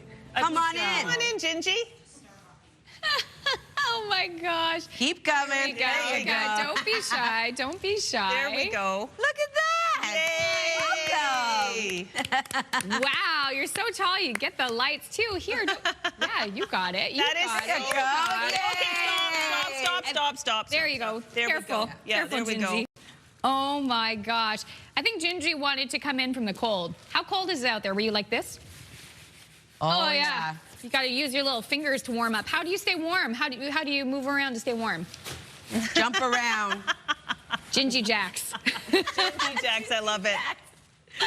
When Gingy made a photobomb earlier with our interview with Peter Harrison, because of course Move 100 is having their Stuff a Bus campaign. So if you swing by on Grickle Street, not only will Gingy give you a high five, but you can drop off your canned goods and make a huge difference in the community. They're hoping to stuff 8 buses full of food, and of course they'll take your money donations as well. Cash, or there's a little QR code where you can figure it out, you know, with the electronic stuff. You can donate gingerbreads too. Just don't tell this one. Oh my God! Why did you go there, Amanda? Sorry. Thanks, Right, Gingy. Thanks. We're taking a live look at Fredericton. It is minus 17 degrees starting off your day, so you may want a warm cup of coffee before heading out. Maybe dunk a gingerbread or two in there. It is cold, so keep that in mind. We do have that risk of frostbite for many areas today and a bit of slick road conditions, so you may want to allot some extra time out on your commute. Minus 14 degrees early this morning in Charlottetown, minus 9 in Sydney, minus 13 starting off your day in Halifax. We do have a wind warning still remaining for parts of Nova Scotia and Prince Edward Island. A snow squall watch still in effect. Same thing goes for parts of Newfoundland, with a wind warning for much of Newfoundland and a winter storm warning in effect until midnight. Blowing snow advisory, winter storm warning, and a snowfall warning in effect for parts of Labrador. Here's a look at our satellite and radar. Still seeing a bit of flurry activity for parts of the Maritime region. Snow at times heavy for much of Newfoundland and Labrador, with a bit of precipitation for parts of Newfoundland that will transition over to snow as well. In terms of the wind, it's going to remain quite breezy for much of the region. As of right now, though, picking up to 70 kilometers per hour in North Cape, 69 into Grand Etang, 54 in Canso. Wind gusts of up to 93 kilometers per hour into North Cape, 85 in Grand Etang, 74 in Canso, 43 into Halifax. We'll have another look at your forecast just ahead, but first a look at your local news with Amanda. Thank you, Latavia. And we begin with the cold conditions. Polar vortex is making it feel like minus 30 in some parts of the region. For example, in Fredericton this morning, it's feeling like minus 27 with the wind chill. Parts of northwestern New Brunswick are also under a cold warning. And in Edmundston and out of the cold shelter, it just opened on Monday. And it's the first time that we have an out of cold shelter. We did not have that in our city before. So we had some couple of days back in January 2025, where we hit the minus 40 degrees. So at least for this upcoming season, we will have a place for them. The shelter has room for 18 people, but it can accommodate as many as 27 if necessary. New Brunswick EMO warning people about frostbite, reminding it can set in after just a few minutes. And in Nova Scotia, some shelters are at capacity. It puts a lot of pressure on us, you know, do you break a rule? Do you bring a bid in? Do you bring a fella in because it's freezing out, you know? You make calls, you call the other shelters. Since the Souls Harbor Men's Shelter opened in February, the beds have been filled every night. It can provide up to 30 men a place to stay. City of Halifax says they have 4 shelters that were open overnight: the Halifax Forum, Windmill Road, North Park, and Beacon House. Nova Scotia Power also opened its Emergency Operations Centre last night. Elsewhere, Marine Atlantic and Northumberland ferries have cancelled crossings today. The weather also impacting some schools in Nova Scotia and PEI. Detailed cancellations and delays are on our website, and Latavia will have more on just how long this cold weather will last in her full forecast after our next break. Nova Scotia wants police to crack down on illegal cannabis shops, and the government is asking 13 Mi'kmaq chiefs for their cooperation. Public safety is said to be the reason. CTV's Jesse Thomas has more. Nova Scotia's Attorney General says the illegal cannabis market is growing out of control, and he wants police to crack down. And we want to make sure that we have any cannabis being dispensed in Nova Scotia through the Nova Scotia Liquor Corporation, because that protects public health and public safety. A provincial scan found more than 115 illegal cannabis shops, more than doubling the 51 NSLC cannabis shops. Right now, the Cannabis Control Act in Nova Scotia is the law of the land. As the Minister of Justice and Attorney General, it's my job to make sure that laws are enforced, and those laws apply to everyone across the province. Armstrong also wrote the 13 Mi'kmaq chiefs asking them for their support, saying unlicensed sales cannot continue. But Indigenous cannabis advocates firmly disagree with the province's approach, saying they have inherent and treaty rights to trade and sell goods like cannabis freely on their land, and call any crackdown infringing on their Mi'kmaq sovereignty. Having the province publicly shame us and treat us as if we're black market criminals and that our treaty rights aren't existent, and it's been extremely difficult. The Attorney General said he's not aware of any inherent Aboriginal rights to sell cannabis. We'll have ongoing negotiations and discussions with First Nations bands on the opportunity they have. But right now, the only legal distributor of cannabis in Nova Scotia is the Nova Scotia Liquor Corporation. Jesse Thomas, CTV News, Halifax. You will be paying the same or less to fill up at pumps in the Maritimes. In Nova Scotia Zone 1, the Halifax area, gas fell by 3 cents a litre. The minimum price now $1.36. No change in the price of diesel. It rests at a minimum price of $1.66.1. No changes at the pumps in PEI. Gas sits at $1.46.7. And diesel rests at $1.72.8. And in New Brunswick, gas dropped by a cent. The maximum price now $1.49.2, and diesel dropped by 4.3 cents a litre. The maximum price now $1.79.5. Finally, there was a timely service of hope and healing in downtown Halifax last night. And I pray that we will leave feeling a little more whole, a little more hopeful. The Anglican Cathedral Church of All Saints hosted this Blue Christmas service of hope and healing last night. The event is specially designed for people who find the holidays difficult because of past losses, current troubles, or anxiety about the future. It's a place, a worship service, to make space for all those feelings that we can have, the unhappier feelings, and we hope also bring people toward the light, toward a more hopeful feeling. And the annual event welcomes people of all faiths or none of the above, and that includes those who are suffering illness, depression, or economic hardship, missing someone special, or having difficult memories of past holiday times. So lovely that they have such a beautiful event like that for absolutely those need, because you need some community. Yeah, thank you so much, Amanda.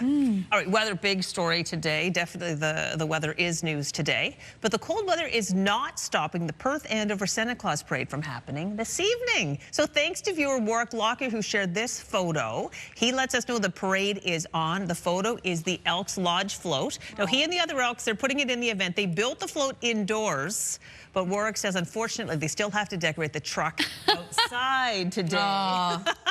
Warwick, good luck. Good luck to you and the Elks. And we know Santa's going to be there for sure. Look at all the snow. It's going to be... You'll be fine. Yeah, it's probably really bundle up. Really bundle up. The Elks will be the elves today. That's right, exactly. All right. Oh, gosh, and it's time to talk about a contest, too. If you haven't heard, we're giving away a bunch of seafood in this contest. You can really sink your claws into it. It's our popular festive seafood feast contest. Back again. Your Morning Atlantic and our partners at Clearwater want to give you the chance to win 50 pounds of lobster that Clearwater will ship anywhere in Canada. They do that. So you could send a feast of the East to someone special. So to enter, go to our website. Right there's the QR code. Take you right there. We'll announce the winner next Friday, December 12th. Amazing. Yum, yum. Love that. All right, still ahead this half hour tonight. It's a big night for the Halifax Thunderbirds. It's their home opener. We're going to get a preview. That's something you can do inside, staying nice and warm. And also after the break, it is Latavia's latest look at the forecast. Good morning to Highland Village in Cape Breton, looking like a winter wonderland. Latavia will tell us just how cold it's going to get today, right after this.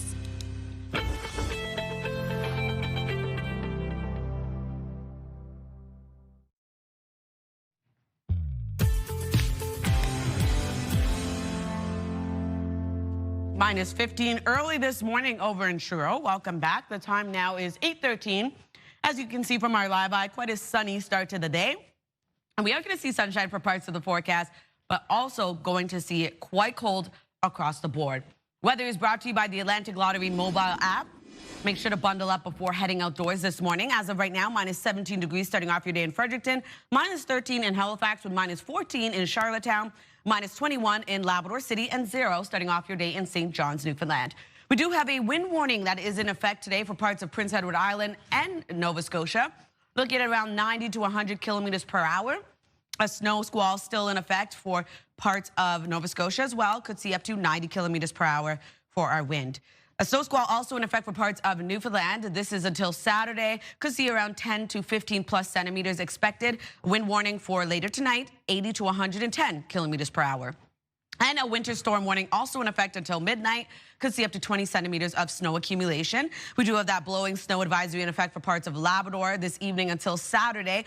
Poor visibility in those areas. And then winter storm warning also in effect for later tonight, seeing up to 35 centimeters of snowfall, and a snowfall warning also in effect for parts of Labrador. Here's a look at our forecast timeline. We are seeing a bit of sunshine early this morning for parts of all 3 maritime provinces. Still holding on to a bit of flurry action as well for Cape Breton, eastern Nova Scotia, and parts of Prince Edward Island.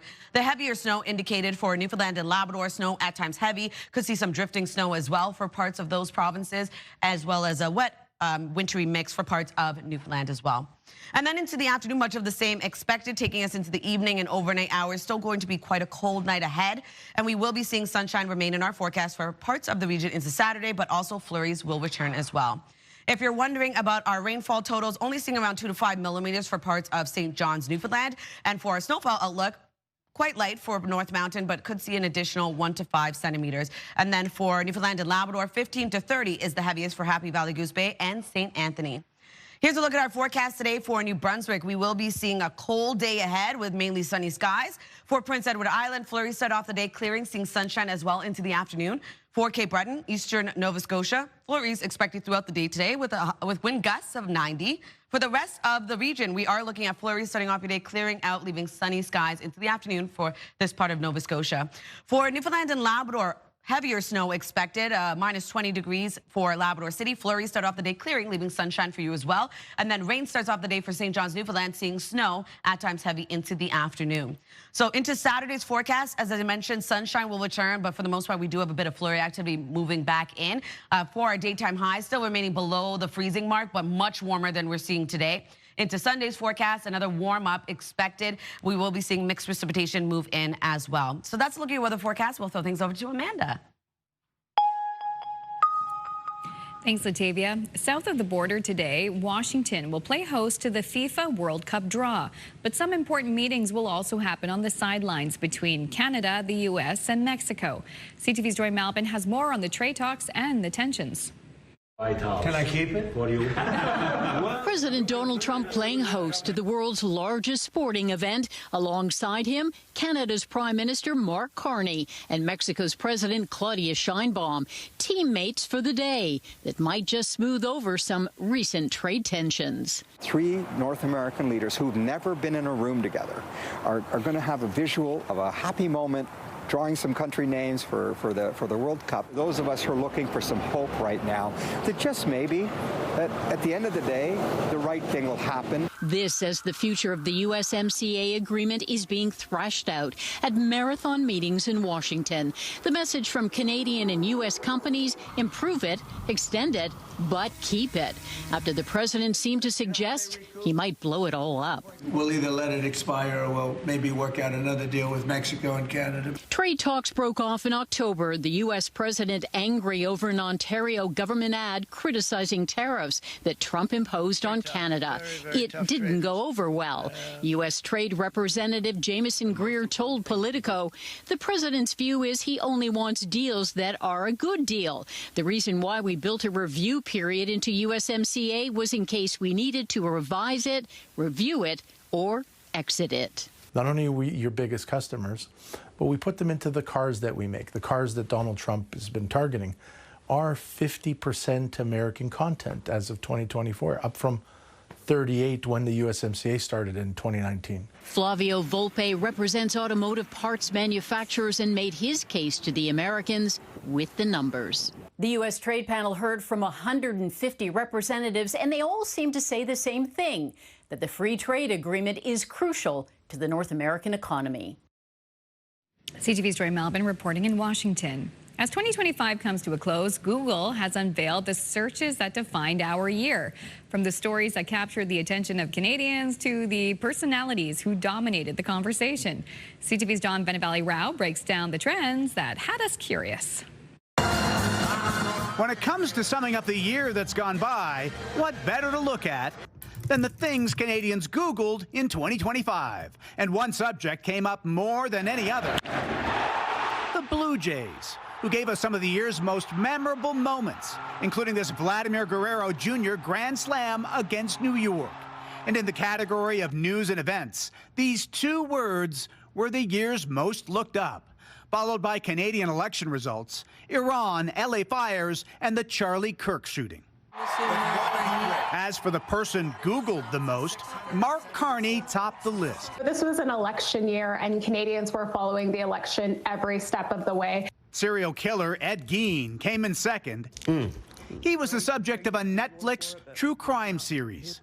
When it comes to athletes, 4 of the top 5 Googled were Blue Jays, including rookie Treya Savage, and rounding out the list, Canadian tennis star Victoria Mboko, who at age 18 won the National Bank Open in Montreal. As for searches, starting with what, among the most popular were, what does elbows up mean? What time is the Jays game today? And what does 6-7 mean? A meme that caught on fast with kids and has no fixed meaning, part of its appeal. The top why questions: why is Canada Post on strike? Why did Trudeau resign? And why do baseball players spit? When it comes to the top searched word in pop culture, it was La Boo Boo, a line of plush toys that went viral, followed by Bianca Censori's Grammy dress. My name is Happy Gilmore. Well, the top searched movie was Happy Gilmore 2. And the most Googled song, Golden, from the animated musical K-pop Demon Hunters. A year that had its golden moments as we count down the final weeks to 2026. John Benavali-Rao, CTV News, Toronto. It's not just me who likes Huntrix. It's K-pop Demon Hunters. Okay, we're going to take a break here on Your Morning Atlantic. When we return, we're heading to the Nest to check in on the Thunderbirds and the start of their season. That's on the other side of this break.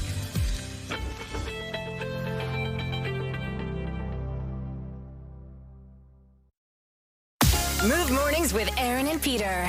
Weekday mornings on Move 100. The most fun in the morning. And home of the $1,000 minute. Only on Move 100 Halifax.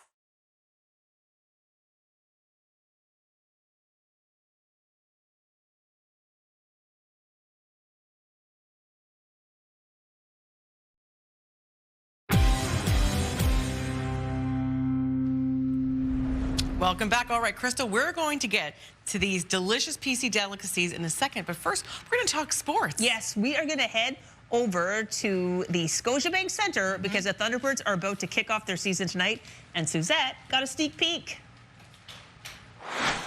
The Nest comes alive tonight as the Halifax Thunderbirds kick off their home opener at Scotiabank Centre. I have Graham Hossack and Clark Peterson with me this morning. Guys, so nice to see you. Clark, let's talk about your game day rituals. How do you prepare for a big game, especially the big game tonight, the home opener? Yeah, I do a ton of things. It's a long day where I try and keep my whole routine in order, kind of in the exact same order. So I'm sleeping on the same side of the room in the hotel, you know, breakfast and lunch are at the same time. Then when I get to the rink, I have my music that I'm listening to, songs at a certain time. A lot goes into it, but I just like to try and keep that orderly routine just so I'm prepared and don't have to really think about anything. I can just go out and play. I think that's wonderful. Yeah. That's always fun. Always the game day superstitions, right? Everything has to be just so. Graham, tell me a bit about the energy you want the crowd to bring tonight? Because I know this place fills up and it gets wild. I think it's the energy they bring every home game. It's always a big difference maker in terms of the energy we feel on the floor, and I want them to always bring that feeling of almost goosebumps after we score, how loud they get. It's always a great feeling watching this guy score, the crowd go nuts, and you get that little goosebumps feeling walking out for that next face-off. I think that's wonderful. Really well said, Graham. Guys, tonight you're going to be playing the Oshawa Firewolves. Of course, you faced off to many of these guys before, these players. How are your thoughts on how the game will go? What are your predictions, Clark? Yeah, we saw them play last week. We had the first week bye, and we watched their game. So they're a strong defensive team. They've got a really good goaltender. They like to pressure the ball as well in the middle of the floor. So that's something that we just have to be aware of. As you mentioned, we've played them a bunch of times. We're looking forward to a good matchup. Hopefully be able to break through their defense and score some nice goals. Awesome. Graham, any final thoughts on tonight's game? They're a young athletic team. They're always going to try and push transition. That's something to be expected from our end. Be ready to get back into the defensive end, play quick, and we'll have to deal with it. All right, well, we'll see. Best of luck, guys. We can't wait. We'll be watching. And again, if you are looking for tickets for tonight's game, there are only very few left, especially in the lower bowl. Get them while they're hot. All right, we'll see you tonight. And hot they are. We put all the information about the T-Birds on our website. Now you get to chat again, and we love where you're taking us on this journey. I know. You know what? I love sports. I love food, and I love hosting during the holidays. And the PC Holiday Insiders Report, Crystal, just has the right amount of goodies that you can pick up to impress your guest this holiday season. Be the MVP, right? Amazing. We're so excited that they're partnering with us to bring us all these delightful foods. Okay, where do you begin? Okay, we're going to start with some desserts. We're going to take a little trip across the Atlantic Ocean to Europe, Crystal. Okay. And we're going to start in Portugal. And this is amazing. Okay, the PC Portuguese custard tarts. Look at these beauties. You can cook them in the oven. You can cook them in the air fryer. Really? Which I think is I need to try wonderful. They're flaky, the custard goodness. Get in there. The last time I went to Montreal, which is recently, I always buy these from the Portuguese shop that's around the corner from my daughter's house. So popular. They just look so rich. They really, you know, jazz up the display. Good? I don't have to go to Montreal anymore, people. Right. These are just as good. Oh my gosh, the flakiness of the pastry, the custard, everything. I even love the packaging because it's nice. Yeah, it's really 11 out of 10. Okay, what else? This is delish. On to Spain, northern Spain, to the Basque region, and the PC chocolate, northern Spain style inspired Basque cheesecake. Okay, beautiful. Never had that before. So last year we did PC Insiders, the holiday report. There was the regular Basque cheesecake. This one's the chocolate version. Put some Canadian grown strawberries on top and dig right in. Oh wow, it's rich, very mousse-like, very moussey. Oh, yeah, it's good. We had this for dessert last night at our home, and it was a winner. Oh my gosh. Okay, and my favorite, well, these are all my favorites, is the PC Scoop Shop Santa's Cookies and Cream, or Cookies and Milk and Cookies ice cream, Crystal. And this with real bites of cookie in there. Oh yeah. I heard that this went like absolutely nuts, so viral on social media. It will blow your mind. This did go viral, and once you take a bite, it'll be off the shelves in no time. And then if you want a couple little things to perhaps gift to people as they're coming in the door to your party, there is the fruit and nut chocolate bar. There are the sour gummies as well, and then there's the big box of the chocolates as well. Oh my gosh, Suzette! Wow. Lots of good stuff. So great. Okay, heavenly. Okay, it's 8:29. We're going to take a brief break. Please try that. No, take a bite. Right, feel the crust. Like, you can see why that's my first stop in Montreal is to get these tarts. Now I can just go to the local store. Yeah. Okay, we're pressing upon 8:30. We'll be back in 2 minutes' time. No promises there's going to be anything left on this table. Yeah. But that's not your concern. We'll be back after this.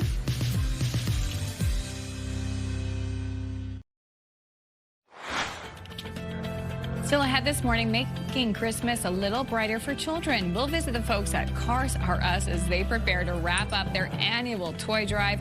Just get a look at the donations they have under the tree. That's just ahead on CTV's Your Morning Atlantic.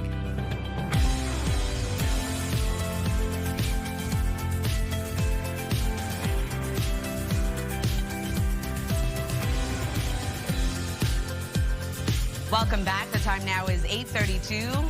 Can't believe how fast the show has flown by. It's been jam-packed.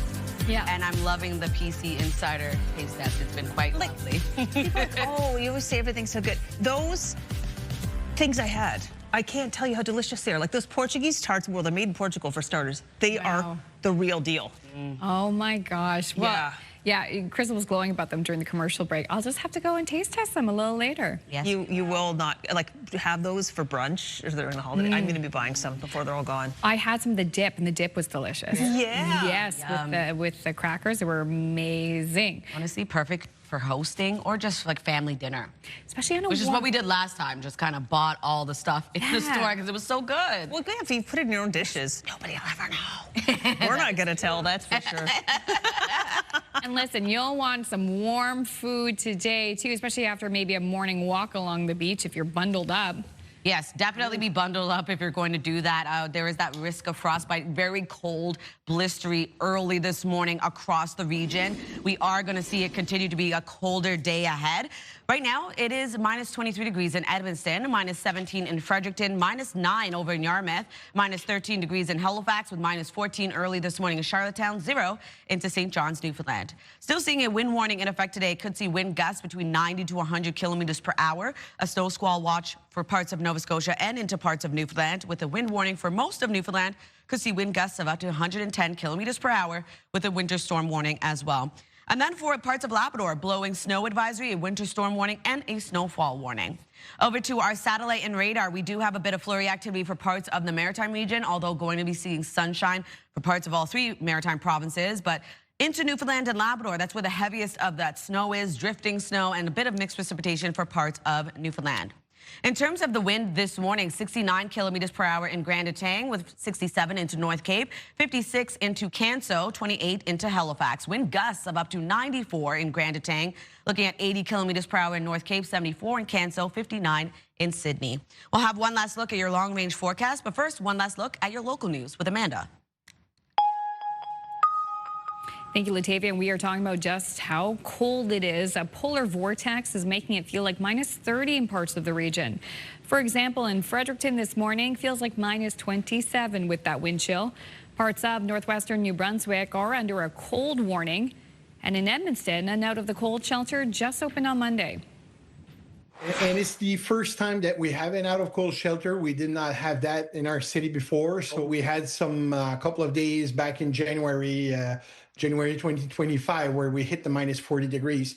So at least for this upcoming season, we will have a place for them. The shelter has room for 18 people, but can accommodate as many as 27 if necessary. New Brunswick EMO also warning people about frostbite, reminding it can set in after just a few minutes. In Nova Scotia, some shelters are at capacity. It puts a lot of pressure on us, you know, do you break a rule? Do you bring a bid in? Do you bring a fella in because it's freezing out, you know? You make calls, you call the other shelters. Since the Souls Harbor Men's Shelter opened in February, the beds have been filled every night. It can provide up to 30 men a place to stay. You can see this morning just how cold it is on the Halifax waterfront. The city of Halifax says they have 4 shelters that were open overnight. That includes the Halifax Forum, Windmill Road, North Park, and Beacon House. Meantime, ferry crossings between PEI and Nova Scotia, Newfoundland and Labrador canceled for today due to the weather. The weather also impacting some schools in the region. You can find those details on our website, ctvnewsatlantic.ca. Also this morning, there are a number of power outages this hour. In Prince Edward Island, 16,624 customers are off the grid. In Nova Scotia, that number stands at 2,555. And in New Brunswick, 491 NB power customers are without power this hour. There is some backlash from Nova Scotia Power denying suggestions from the Premier the utility might be breaking the law with its current billing practices.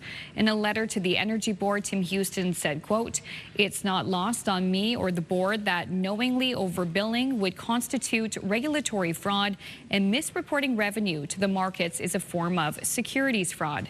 In a statement, the utility dismissed any suggestions it's breaking regulatory laws or security rules. Senior company spokesperson Jacqueline Foster says, quote, "In spite of everything that has transpired since the initial cyber attack, we are working very hard to restore all of our system functionality." The company has said personal and financial information of some 280,000 customers was accessed in a hacking incident back in the spring. But that's only part of the problem. Customers have been complaining about inflated bills, surprise bills, consecutive charges, and a general lack of communication about billing adjustments. You will be paying the same or less to fill up at pumps in the Maritimes. In Nova Scotia Zone 1, gas fell by 3 cents a litre. The minimum price now $1.36. No change in the price of diesel. It rests at a minimum price of $1.66.1. No changes at the pumps in PEI. Gas sits at $1.46.7 and diesel rests at $1.72.8. And in New Brunswick, gas dropped by a cent. The maximum price now $1.49.2, and diesel dropped by 4.3 cents a litre. The maximum price now $1.79.5. Canada finally gets to learn today who it will face at the World Cup next summer. The FIFA World Cup draw will take place today. CTV's Paul Hollingsworth is at the World Cup headquarters in Washington. Paul, set the scene for us this morning. Well, Amanda, good morning to you. And we were saying yesterday, this is one of the biggest sporting events in the world that's not really a sporting event. It's a technical event getting ready for a sporting event. 48 countries in the World Cup for 2026 being hosted in Canada, the U.S., and Mexico. We know Canada is in Group B. What we don't know is how that group will look and what teams they'll be playing. So the draw today basically sets forth the complexion of the 2026 FIFA World Cup. It's an opportunity to see the competitive teams lined up against Canada, and for Canada, a lot is riding on the line. Will they be playing teams they can beat? This is a country that did not win in 2022. We didn't win back in 1986. This is our third kick at this in the World Cup, and the opportunity to have a competitive balance that gives this country a chance to win on this World Cup stage is what's at stake today when this draw is determined for this FIFA World Cup. So exciting, Paul. So many teams competing too. My understanding is games will be held at 16 sites. What do we know about those locations? Well, basically, I mean, it's a three-country hosting event, which is really dynamic. You have Mexico, the U.S., and Canada. But the games being in Canada, I guess from our standpoint, our storyline, that is the big hook, that is the big selling point. Canada will play their first game in Toronto, then their next two games will shift to Vancouver. So having covered this event myself back in 2006 in Germany, I can tell you when these World Cup games come to these cities, they are massive Super Bowl-esque events each day of the tournament. So consider that happening in Toronto, then happening in Vancouver twice. So as these games and these teams play in cities all through North America, Mexico, the U.S., and Canada, from a Canadian standpoint, so much excitement, a world-class sporting event, and really a true multicultural sporting event coming to our country in Toronto and in Vancouver this summer. Incredible. CTV's Paul Hollingsworth reporting live in Washington, D.C. Thank you so much, Paul, for your time. Okay, And thank you. Thank you. Thank you. And by the way, you can catch the draw live today at 1 p.m. Atlantic on TSN. A quick break. We'll be right back after this. Please stay with us.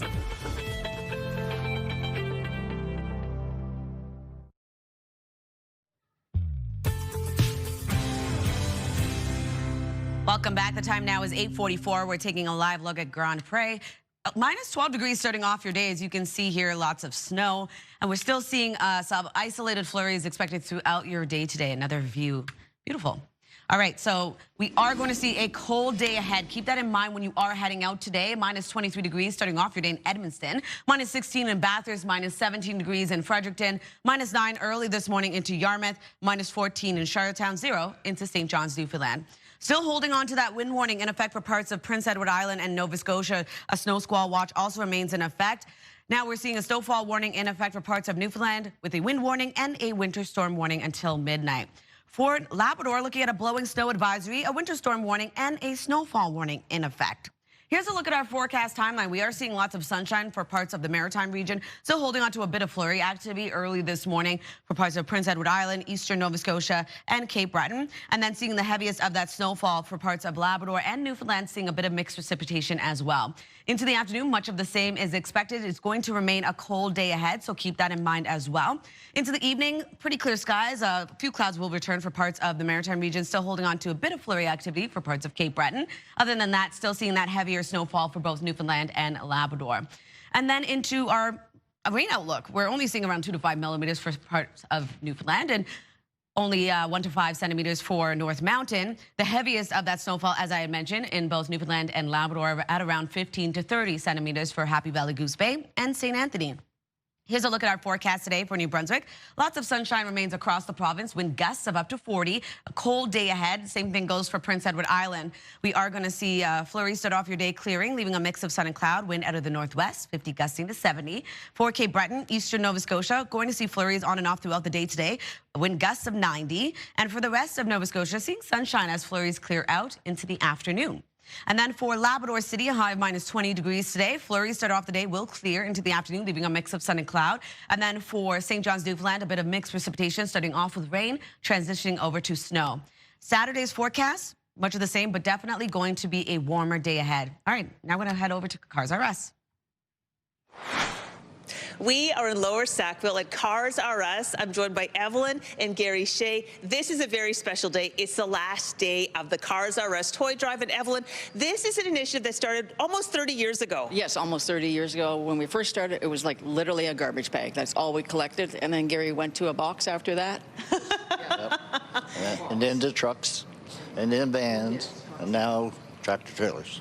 Tractor trailers full of toys. It is a huge initiative, and the community has been coming out in droves for weeks now. The toys are piling up. Evelyn, it must be so rewarding to see everybody coming and dropping off these toys. Gary says there's people that come in, and he sees them every year that came in. Seniors come in, and instead of buying toys or gifts for each other, that's what they do. They buy toys for children, and they're bringing it together, and that's their tradition. So their tradition is our tradition, and it works both ways. The community is such a huge supporter for us, so we appreciate every one of them that walks through the door. It is just a beautiful, literal display of generosity. Gary, is there anybody you wanted to shout at in particular who's been super generous this year? Well, Sackville community. The community of Sackville, we want to thank them all for everything they've done. You know, we also collect food for Freedom Kitchen, and over there, gifts for seniors. So it's the community, it's HRM, it's everybody that supports us, buys cars here, and in the Christmas time to come to bring toys. We live in such a community of generosity and wanting to give back to the community. It's all about community at Cars R Us and giving back to our community. Well, that is clear to see. And I know that these toys are going to be distributed by the Salvation Army after they're picked up today. People have until 5 o'clock today to drop off toys, Evelyn? Yes, 5 o'clock, and we're around a little bit afterwards because normally the scouts are the last crew that come in, and they literally fill the showroom with people and toys both. It's like a big hurrah at the end of the day. It's actually amazing. It is so exciting to see things. I mean, obviously the response has been excellent this year. Let me just say, the tree looks incredible. I guess we have another Shea to thank. Yes, Madison Shea, our daughter, comes in. She spent 8 hours here on a lift going up and down, and she did it for us last year and then again this year, and she carries on a very traditional, classic look, and Gary and I truly appreciate every bit of effort she does for us, and it looks amazing. Thank you, Madison. It's gorgeous. And the tree came from New Ross. They hauled it in all the way. Yes, we do it every year. They bring in 2 trees. We give one to Portland Street Honda, and we keep one here. And Portland Honda is a drop-off location along with Harley Davidson, and all the support in HRM. We thank you all. All right, wonderful. Okay, I did notice there was, when I drove by earlier this week, there was a shiny red sleigh in the parking lot. It's gone. Who bought that? Evelyn? Was it Santa? Santa himself. So. Mrs. Claus had a cosign, though. That's what I'm just going to tell you right now. We all know who runs the place, for sure. Yeah. Oh, my gosh. Thank you both on behalf of the community. Thank you both so much for all the work you do at Cars R Us and, with this toy drive. Thank you very much for having us. It makes our Christmas every year. Thank you guys, everybody, for helping us through the whole year. So if you can, swing on by Cars R Us. The sleigh's gone, but of course there are many cars on the lot if you're interested. And you can drop off some toys and really make a very Merry Christmas for everybody. We have more details on our website as well. Thanks again, you two. Thank you very much for coming out. Appreciate it. Oh, yeah, swing by Cars R Us today and drop off a toy. It'll make a big difference. Oh, my goodness. Suzette, you're back one last time. Oh, yes. We have a few niblets here. You know, something people come in the door last minute over the holidays. You say, oh, geez, I need to put something together. Right?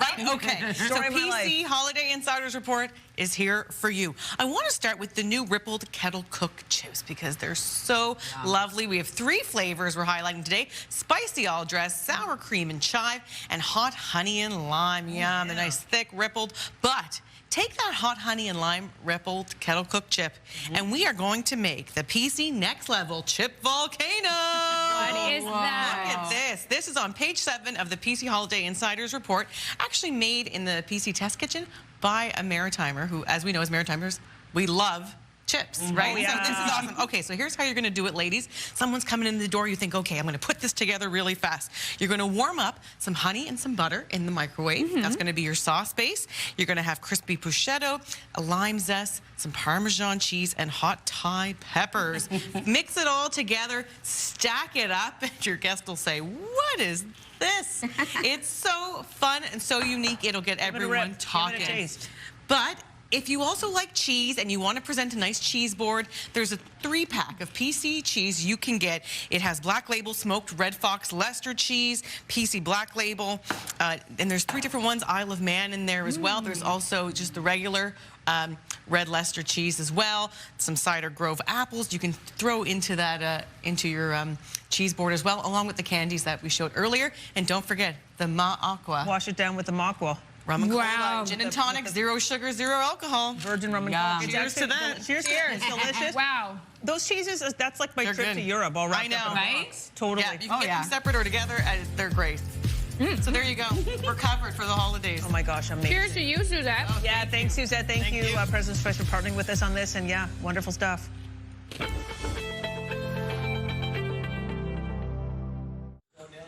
Welcome back. Oh my gosh, I had more of those chips during the commercial break. They're so good. It's so good. It's like sweet, but then it has a little spicy twist. I love it. Yes. We'll work it off with some outdoor activity like skiing or sledding. Yeah, wait till you hear what our viewers love to do. They're very active outside. Kathy, Senator Burlington says my favorite outdoor activity in the winter, building snowmen. Me too. And now I can make them with my grandchildren. Aww. She sent us a very sweet picture too. Millie says my favorite winter activity is going for a horse-drawn sleigh ride and hot chocolate around a big bonfire. So romantic. Millie, if you have a recommendation on where to do that sleigh ride, let us know. Lindsay from Halifax, my favorite winter thing to do is boil maple syrup and pour it over snow. Yum. We do this multiple times a winter and always fun to do. Yes, for guests. Lindsay. I love doing this too. So traditional. I love it. Mo from Bathurst, snowshoeing, walking, ATVing, and ice fishing. Mo, you are a true man of Bathurst for doing all of that. Sure. Absolutely. Got to embrace the season. Finally, Kim from Dartmouth. She's so funny. Her favorite winter activity is going inside. A woman after my own heart. Kim's always got the comments. I love it. She does. Thank you, Kim. Oh my gosh, awesome. She is so funny. So thank you to everyone who took a moment to send us a text. We'll have a new topic on Monday. Yay. Yes, we will. We've also received nice feedback on that topic too. A lot of people like that segment, and we're happy to bring it with you. Yeah, and it got us Warwick to send us a note telling us that the Perth Andover Parade's still on despite the chilly weather. So whatever you're doing this weekend, have a great time, and hopefully you can join us 6 a.m. Monday when we're back at it. And tomorrow morning, it's a Christmas Daddies Telethon. That begins at 11 o'clock here on CTV. We hope you'll join us as we make the holidays a little brighter for maritime children in our region. Plus, on Monday, we'll be speaking with Feed Nova Scotia about the need right now and year-round. That's right. We'll also be chatting with our friends at the Manuela's Cakery, Love Holiday Decor, Nova Scotia Museum events. Oh my gosh, it's going to be a time. Hopefully you can join us on Monday. Stay warm, everyone, and have a great weekend.